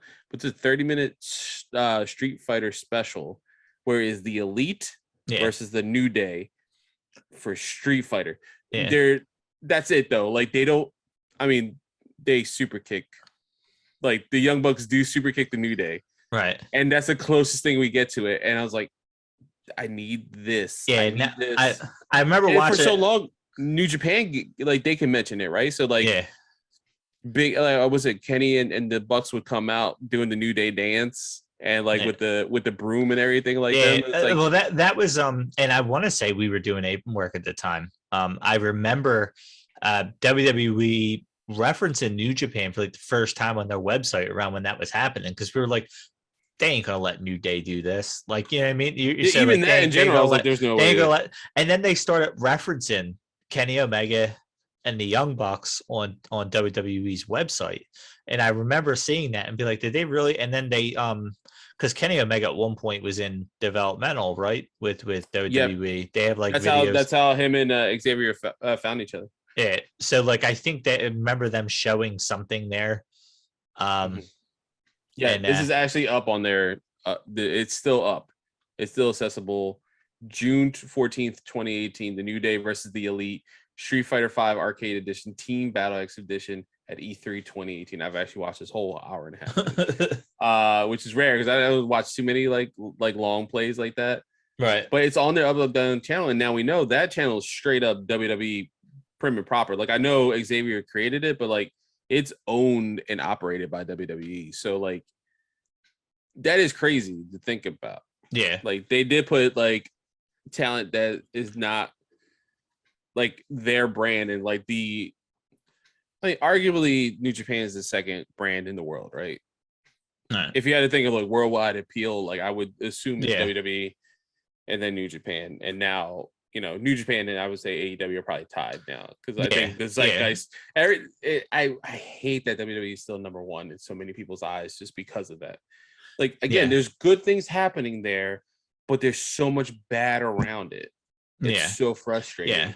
Yeah. But New Japan at that time was the biggest threat that WWE had, whether it was realistic or not. But it was, and at that time they were a threat because of Kenny Omega, because of the Young Bucks. That's what kind of made them a little bit of a threat. But it's why everybody assumes that someday they might end up working with AEW and stuff like that. And in reality, shit like that may eventually happen. Yeah. No. It won't happen while Vince is alive.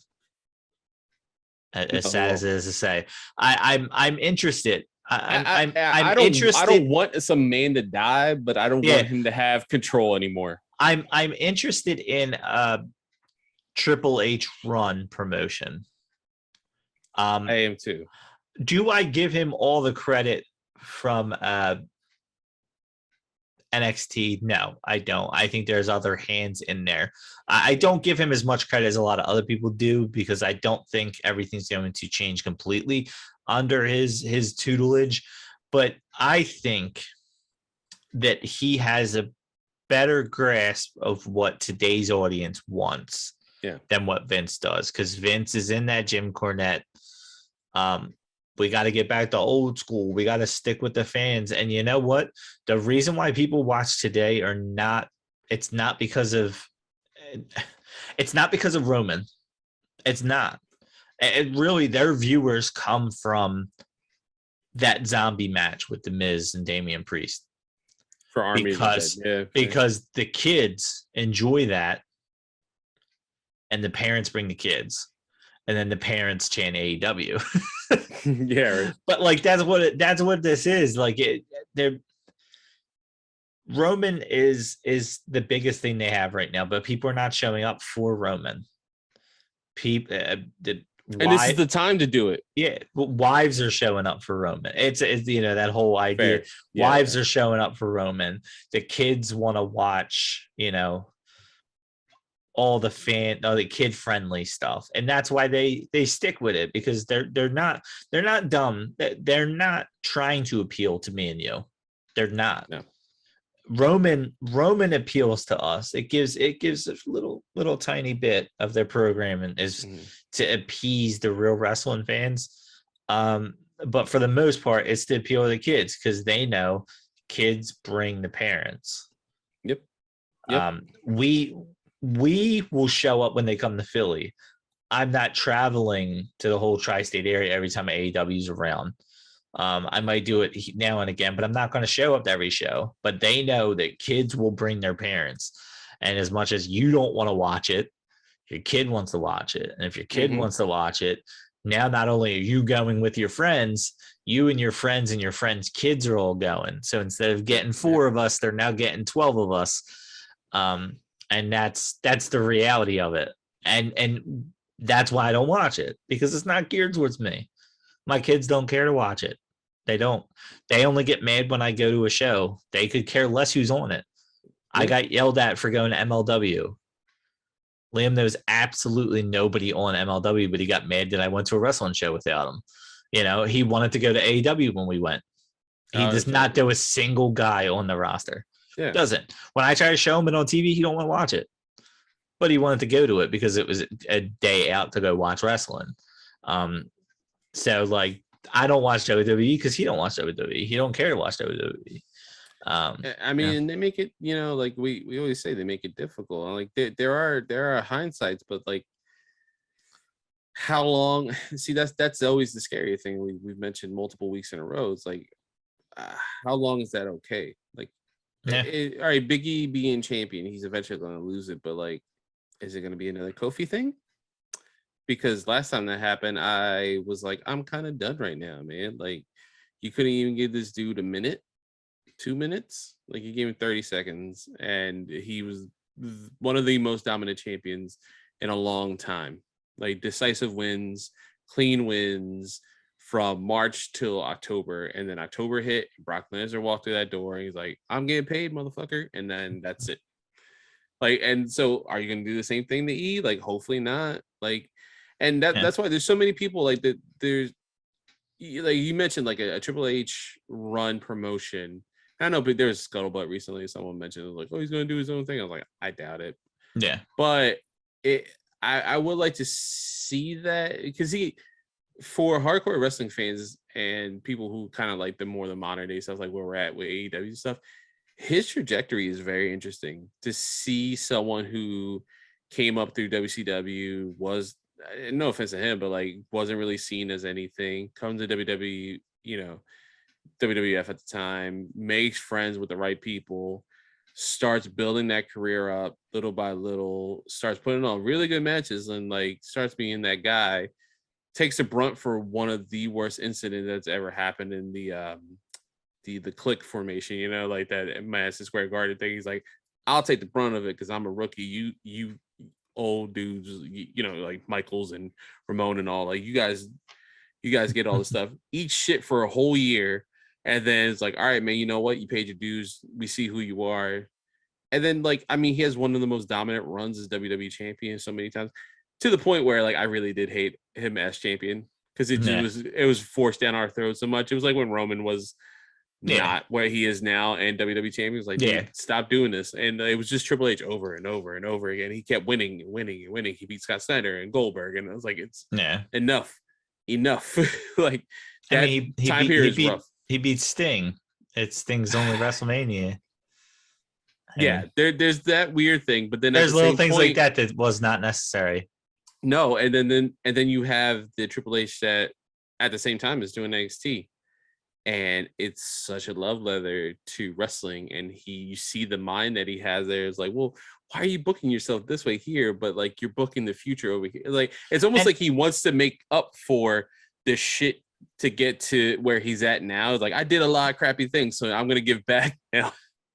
And I can't say if that's what it is, but and the fact of the matter is, and I guess I'll defend Triple H. I was always a fan of his. I understand the criticism, but the end all be all is Vince. Triple H did not book himself to beat Sting. Vince McMahon wanted to prove that WWE was superior to WCW, and I guarantee you that was Vince's goal. It's the same thing as Brock Lesnar didn't come up with the idea of beating The Undertaker. That was Vince's idea. So, like, the end all be all, like, now, could Vince have geared towards Triple H because of Triple H's relationship with Stephanie? I'm sure. Nepotism is the thing. Yeah, everywhere. There's a reason why most people get jobs because their family member or their family's friend is somewhere. It doesn't mean that you're not qualified, but it's a trust thing. It's a trust thing. If you know, if your nephew maybe doesn't have as much experience as this other guy, but you know your nephew, you know he's trustworthy, you know he's teachable. You don't know this other guy. And it's the same idea. I know Vince knew that Triple H could run with it. He's unsure about this other guy. Well, I'm going to go with Triple H. I'm going to go with what I know. I know that he knows that he's not only working for his own future, he's working for the company's future because he has an invested interest in it. And he paid his dues.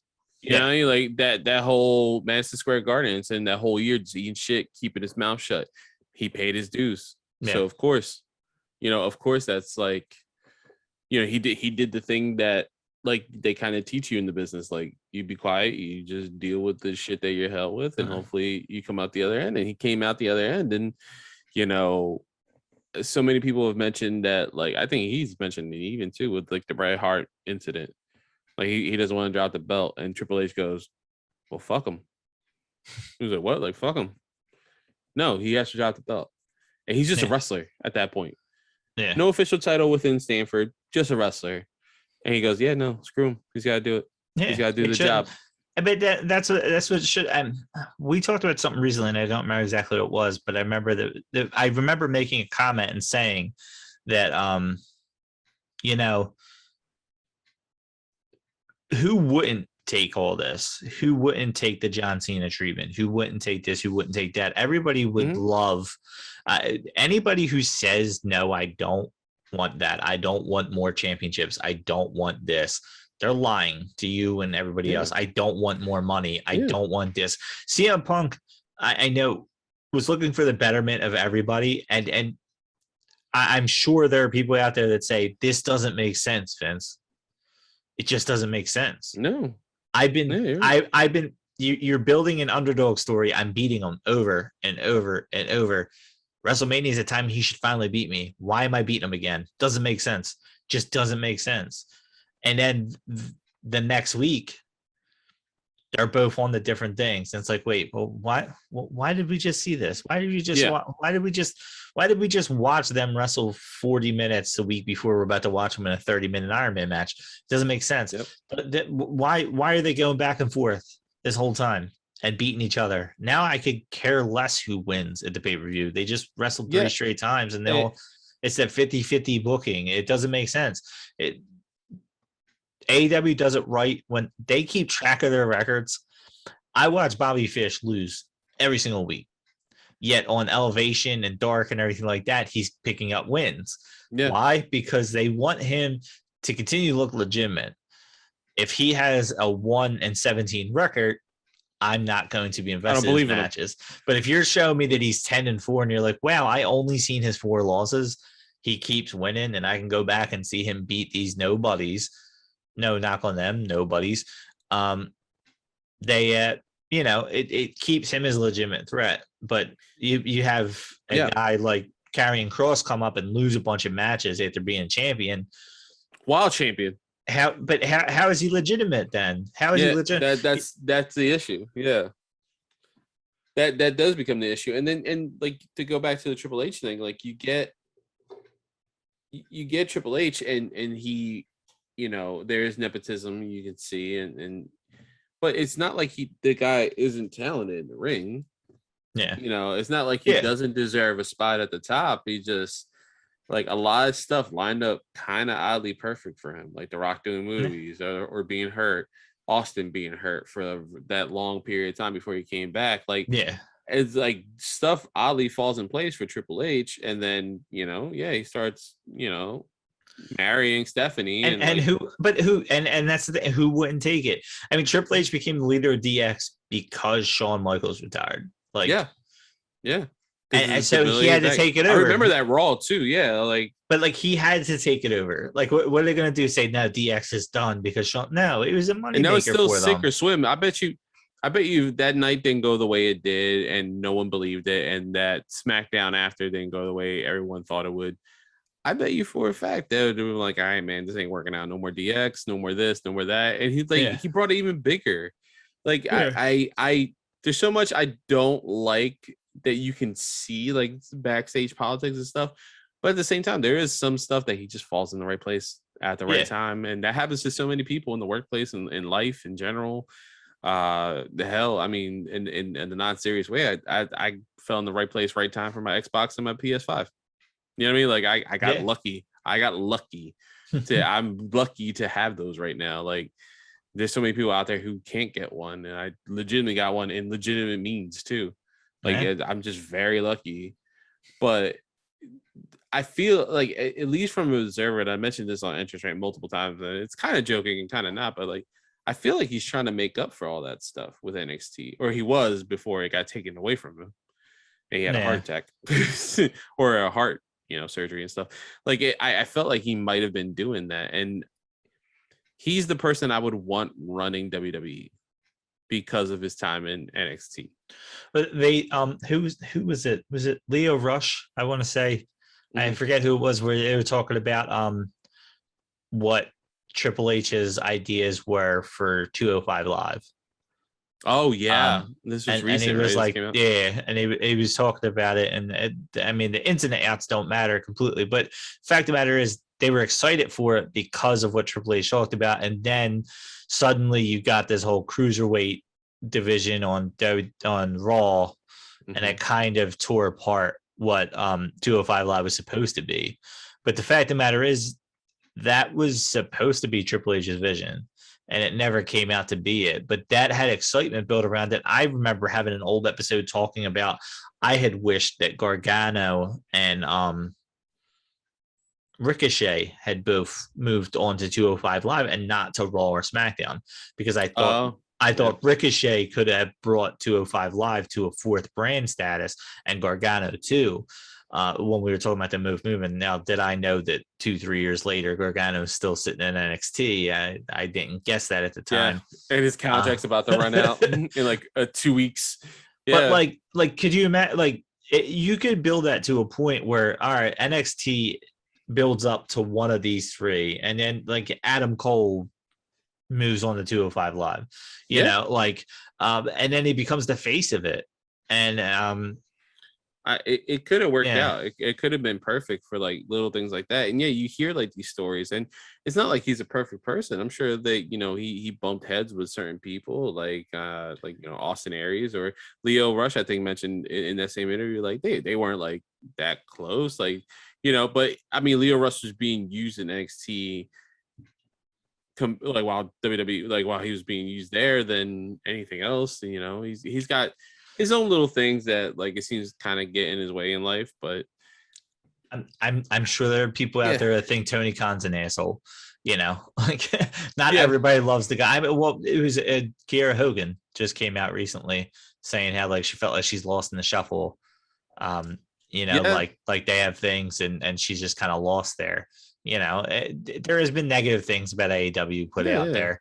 But that's the thing. Not everybody is everybody's cup of tea. And Triple H, from the sounds of most of it, he comes off as a very, for lack of a better term, two-faced. You know, very nice to your face, and truthful behind your back. And whether it's on your side or not on your side, Depends, you know, and that depends on whether or not you feel like he was honest with you or not. You know, I mean, Heyman, when he got let go, and you got all the stories about people saying it was at the Good Brothers complaining about that and saying that Heyman lied to their faces and all, you know, like they hate him. Yeah, but AJ like Styles hates him. Yeah, you know, I mean, it's one of those things when you work in that business, you know, what are you gonna do? You're not gonna be everyone's favorite. And and what are you gonna it kind of goes in life too as well. Like you're not. And things change. It's not Heyman's call. I mean, you hear the story about he wanted CM Punk to be the first ECW champion or whatever, Right. you know, he wanted him to win that elimination chamber that Lashley ended up winning. Vince wanted Lashley and Heyman fought for it, and he wanted Punk to go in there from the beginning and last to the end with all. And Vince wanted a big guy. He wanted Lashley, who was his guy, and who probably wasn't ready for it back then. And Vince got his way. Yeah. You know, and why? Because it's his company. He's always going to get his way. That's true. And like Cesaro, you know, we can go on and on and on. Like there's so many like things that you see with Vince, and you're like, that's why it's surprising. Like the New Day has the success they have as individuals and as trios, as a group. One of the biggest shames, I would say, funny enough, you're gonna know why when I say it. Sheamus. Yeah. Sheamus should be at Roman Reigns level right now. And I'm not saying because of in-ring ability or anything like that. And I know everybody hated him because he was Triple H's workout buddy, but you know what? He has the look. Yeah. He has something that makes him distinct. You know, he stands out in a crowd. Did he deserve that first WWE win? Maybe not. Maybe that's the nepotism of it. But did he earn that second one? Absolutely. But like even like he can talk well enough. Mm-hmm. Oh yeah, no, he's good on that. Like and but then they made him a caricature, you know, and I don't think he's ever really fully come back from becoming a caricature. It's hard for that. And the dude's uber talented. He really is. Like I mean, he I think he's genuinely funny. If he generally plays up who he is, like I think he'd be like he could pull heat. He could be kind of goofy. I mean, outside of the ring, I mean, I kind of want him to do more movies. I saw Ninja Turtles Out of the Shadows because I'm a huge Ninja Turtles nerd, and then I saw him in it, and I was like, oh man! And then he's good. He's good in that movie. And I was like, oh man, you should do more movies. Save your body. Your body's a mess, especially your neck. I just start doing this stuff, man. Yeah, but like you know, and it's not saying Cesaro doesn't deserve it, but I felt like Sheamus fit everything they wanted out of it, and maybe there's stuff that happened behind the scenes, and that's another thing you just don't know. You don't know. It's no different than Keith Lee. He was difficult backstage. Yeah. Bray Wyatt. He was difficult backstage. You know, it's. Yeah, it's whoever controls the narrative, and it's so many other things too. Like maybe we shouldn't know. Like going back to our last episode, maybe we shouldn't know these things. Maybe we should just know, like, hey man, that stuff wasn't copacetic. I wanted out on my contract. I requested it. They let me out. Like maybe it could be something like that, and everyone be fine. But I will say one thing. This is very, very nice Thanksgiving episode. Mm-hmm. This is about as random as I thought the episode was going to be. Miro, not that long ago, and I don't even know if it's been since our last episode, they made reference to ex-WWE guys. And I know what quote you're going to pull. Yeah. And he said, basically, I think he ran down the list of all the guys saying we're not ex-WWE guys. God made us. Vince didn't. God made me, not Vince. And he ran down a list of guys other than himself that were somebody prior to WWE. He was the only one that was not somebody. He was the only one that was not somebody prior. But I mean, I agree with him. I hate that idea that WWE made them. Did they put them on a grander stage? Yeah. Did they make them more money? Yeah. But let's be honest here, and I'm going to be completely honest. Brock Lesnar, who he is in WWE, not because of WWE, he is who he is in WWE because of the UFC. UFC put him on a national stage that made people want to watch him in WWE. Yeah, it's a cause and effect. He comes in WWE, he kind of builds up a little bit of a character, leaves WWE because of like all the craziness that he can't take as a young man, goes to New Japan, does a little more wrestling stuff, doesn't really work out, and then goes to UFC and blows up. He missed one little part in there. Oh, what did I miss? What else? He tried out for the Vikings. Oh, Minnesota my God, Vikings. He did. When he first left, it was to go play football. That's right. Football, which he had never played. Well, he didn't play in college, I think. I think it was something high school. Yeah. He was in training camp, right? Yeah. And he was a D lineman. I think he played in a preseason game too. I believe you're right. I think they signed him to practice squad and then cut him, if I'm remembering correctly.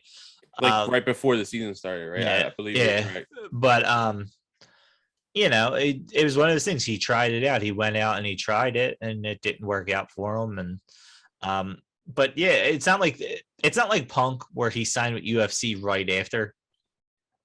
Yeah. He went and he did the football thing and stuff like that. But Brock Lesnar didn't make it to the UFC solely on the WWE recognition. Yeah, he made number 69, by the way. Yeah, I didn't remember. 69th episode, 69. There you go. Nice. But like the reason why they pushed him to the forefront of UFC, one was his age, two was because he's a freak of fucking nature. Yeah, he's a. You see a guy that looks like that. Moves like that, hits like that. Yeah, they did the same thing with Kimbo Slice. I don't know if you remember Kimbo Slice. Oh, I remember Kimbo. He was his rest in power. He was famous for being on one of the porn sites. Basically, he was like a bodyguard in like porn, and that's where he got known for, was like being a bodyguard or something like that for them. Then he would knock people out. And I watch a decent amount of adult films. I don't remember him, but I remember the backyard fight. I'm telling you, look it up. I don't know if it was one of the two big ones. I'm not saying no, he was not in it. He wasn't in it. No, yeah. But he's like he's there. He was in the background. He's there. One of the guys. Yeah, I don't know if it was Bang Bros, Brazzers, it was one of the top ones. But he was known for that. Like he was the background guy in porn that would punch people, so like, it's hilarious. And I think he went and he did like an Ultimate Fighter or whatever too. But then like, he was in one of those seasons. Yeah. But then he was like in main fights in UFC, and I don't think he didn't win Ultimate Fighter, and yet he was still in there. Why? Because he had name recognition, and the dude was like 40. That they're like we can't fight him for the next 10 years and let him build up. We need to throw him out to the Sharks now. And Lesnar was the same thing. Lesnar, they were like, we need to capitalize on him now, not 5 years from now. Luckily, he's only going to be too old. Good. Yeah, and they looked out that he is that crazy athlete. Like we talk about him as like a weird thing, but like athletically speaking, he is a freak of nature. Yeah, and it was either he was going to be great for them, or he was going to be the big guy that somebody else beat and legitimize somebody else. And it was a great, for them, it was a great business decision. But it wasn't like WWE star in the ring. Like that's what Punk was. They knew Punk couldn't beat anybody. But again, he was older. He didn't have 10 years to train and build up. He had like a small background and stuff because that was like a way for him to not stay lean, but like it was just like a thing for him. Like it was like a hobby almost. But like and I'm pretty sure if he wanted to fight there again, they'd let him. Yeah, probably. I would assume so. Because there's still high buy rates for them, higher than their normal ones when he fights. Yeah. Speaking of UFC, do you see John Bones Jones is going to fight Hager? Yeah, I saw this. So I'm curious if he gets involved in AEW at all. I know with his background and everything, I would not let him. But yeah, he probably will. But I wouldn't doubt that they use it. Why wouldn't they? I mean, John Jones is somebody that WWE had tried to get when he was at his peak. He's still a name. He's one of the most famous names in UFC history. Yeah, you're right. I bet you AEW uses them, and I mean they'll probably get flack for it, but I mean there's certain things. I would say even if he doesn't show up on TV, they're definitely going to promote the fuck out of it. Because why wouldn't they? When that fight happens, like because Hager's last MMA bout, I remember watching it. Proud and Powerful and Guevara walked out with him, and he had AEW and Inner Circle. He had literally had Inner Circle on his like tights. Yeah, it was like awesome. I was like sitting there. I was like, my brain is not comprehending the fact that this dude's a wrestler, but he's not doing wrestling right now. He's doing legit fighting. Yeah. But he's wearing his wrestling gear, like promoting them. And knowing him, he's probably like, nah, I'll do that. And Tony Khan's like, hey, man, can you put some AEW on it? He's like, I'll put AEW in Inner Circle. You want to do that? He's like, sure. Yeah. Well, I will say that we were hoping for an hour and a half, and we're creeping up on 2:15. Shorter time. Well, on that note, I'm thankful for you, Carlos. Thankful for you. I wouldn't be here right now. For like the last year, I was thinking of doing this solo because, as you all can see or hear, Walton has only been here one episode out of the reboot, and it's no fault of his own. But this was something we had started together, and I was trying to get back, and I was even talking about doing it myself. So I'm very thankful for you because I wouldn't be doing this each week because you make time for me and for this, and only on to bigger and better things. Hopefully first with Brian Johnson, Mecca. Hopefully we can work that out sooner rather than later. And we also have hopefully in the works a certain BWO member who shall remain nameless only because we've talked about him so much, and hopefully we can get Blue Meanie on here too. But yeah, I'm thankful for you, Carlos. Thank you. I'm thankful for you, man, because you guys got me on my little podcast thing, and now I have here, and I'm coming back almost home, with you guys, and I have Nerder Day stuff now that I do. Check me out. What's up? Yeah. And I'm like little things, man. Like I'm showing up on Twitch on the front page. Like it's not me. It's not my Twitch page, but it is. I'm playing. You can see me getting killed in the background or hear me getting killed. I have a clip I have to send you guys. But like famous Twitch streamers are like, I happen to be on their thing and I'm getting killed by them. And like, you hear my name, you hear Nerd Day. And, I'm collabing with all these awesome people in the entertainment space, with gaming and stuff like shared screens and Point in Progress and, Halo Forever stuff. Like it's just a really good time, but I don't have this without Apron Work. So I'm thankful for you guys. It was all me. Thankful for me. Fair, just me. It's you and me drunkenly talking while watching All In at Walton's house.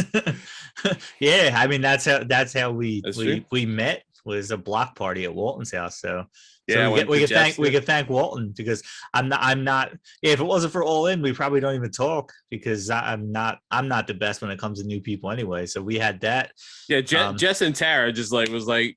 Person who likes to talk, person who likes to talk. Yeah. Boom. Yeah, Jess is the one that talks to people, and I stand behind her, like, yeah, same. Hold my purse. So yeah, we I think pretty sure we started talking on Dig Drew. It was literally the first thing.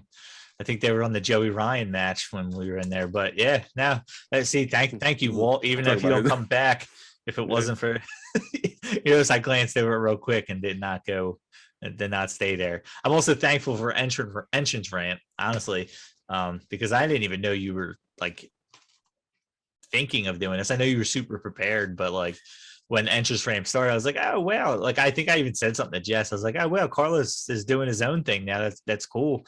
And I'm thankful that it never picked up where it took away enough of your time that you couldn't do this, if that makes sense. True. I'm not thankful that it didn't pick up. I'm thankful that that you had free time to do this.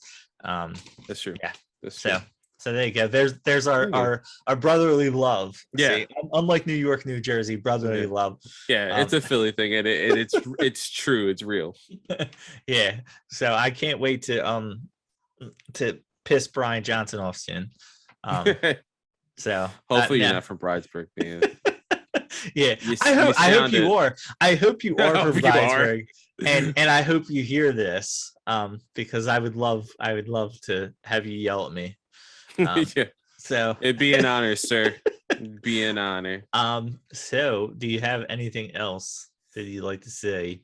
No, man. I hope everyone has a good Thanksgiving. If that's most people celebrate it. So if you celebrate it, have a good Thanksgiving. I'm gonna take an extended break for myself. I'm going up the mountains with my kiddos. That's gonna be fun. Yeah, you enjoy that. I work a double on Saturday, so oof. Yeah. No. I got 2 days off this week, so I can't complain. Usually I'm off one day. I got off the last 2 nights, so yeah, I'll be in the car for 6 hours at some point this weekend. 3 up, 3 down. So that's rough. Yeah. But I really like our little mountain place, and it's nice to get away from everything and kind of refocus stuff. And as I mentioned before, check out Nerd Today stuff. I got some stuff I have planned in the future. Game Awards is coming up. I might do my own thing, or I drunkenly was talking to somebody on Friday about appearing on this stuff. Those texts, by the way, for context, those texts came out fine. They look okay. They look fine. There's not too many typos. I have fat fingers, so I could always blame that. But I think I might appear somewhere for Game Awards stuff. So just look at that out in the future, and all that stuff. Well then, on that note, that like Carlos said, happy Thanksgiving, everybody, and we will see you when we see you. Yeah.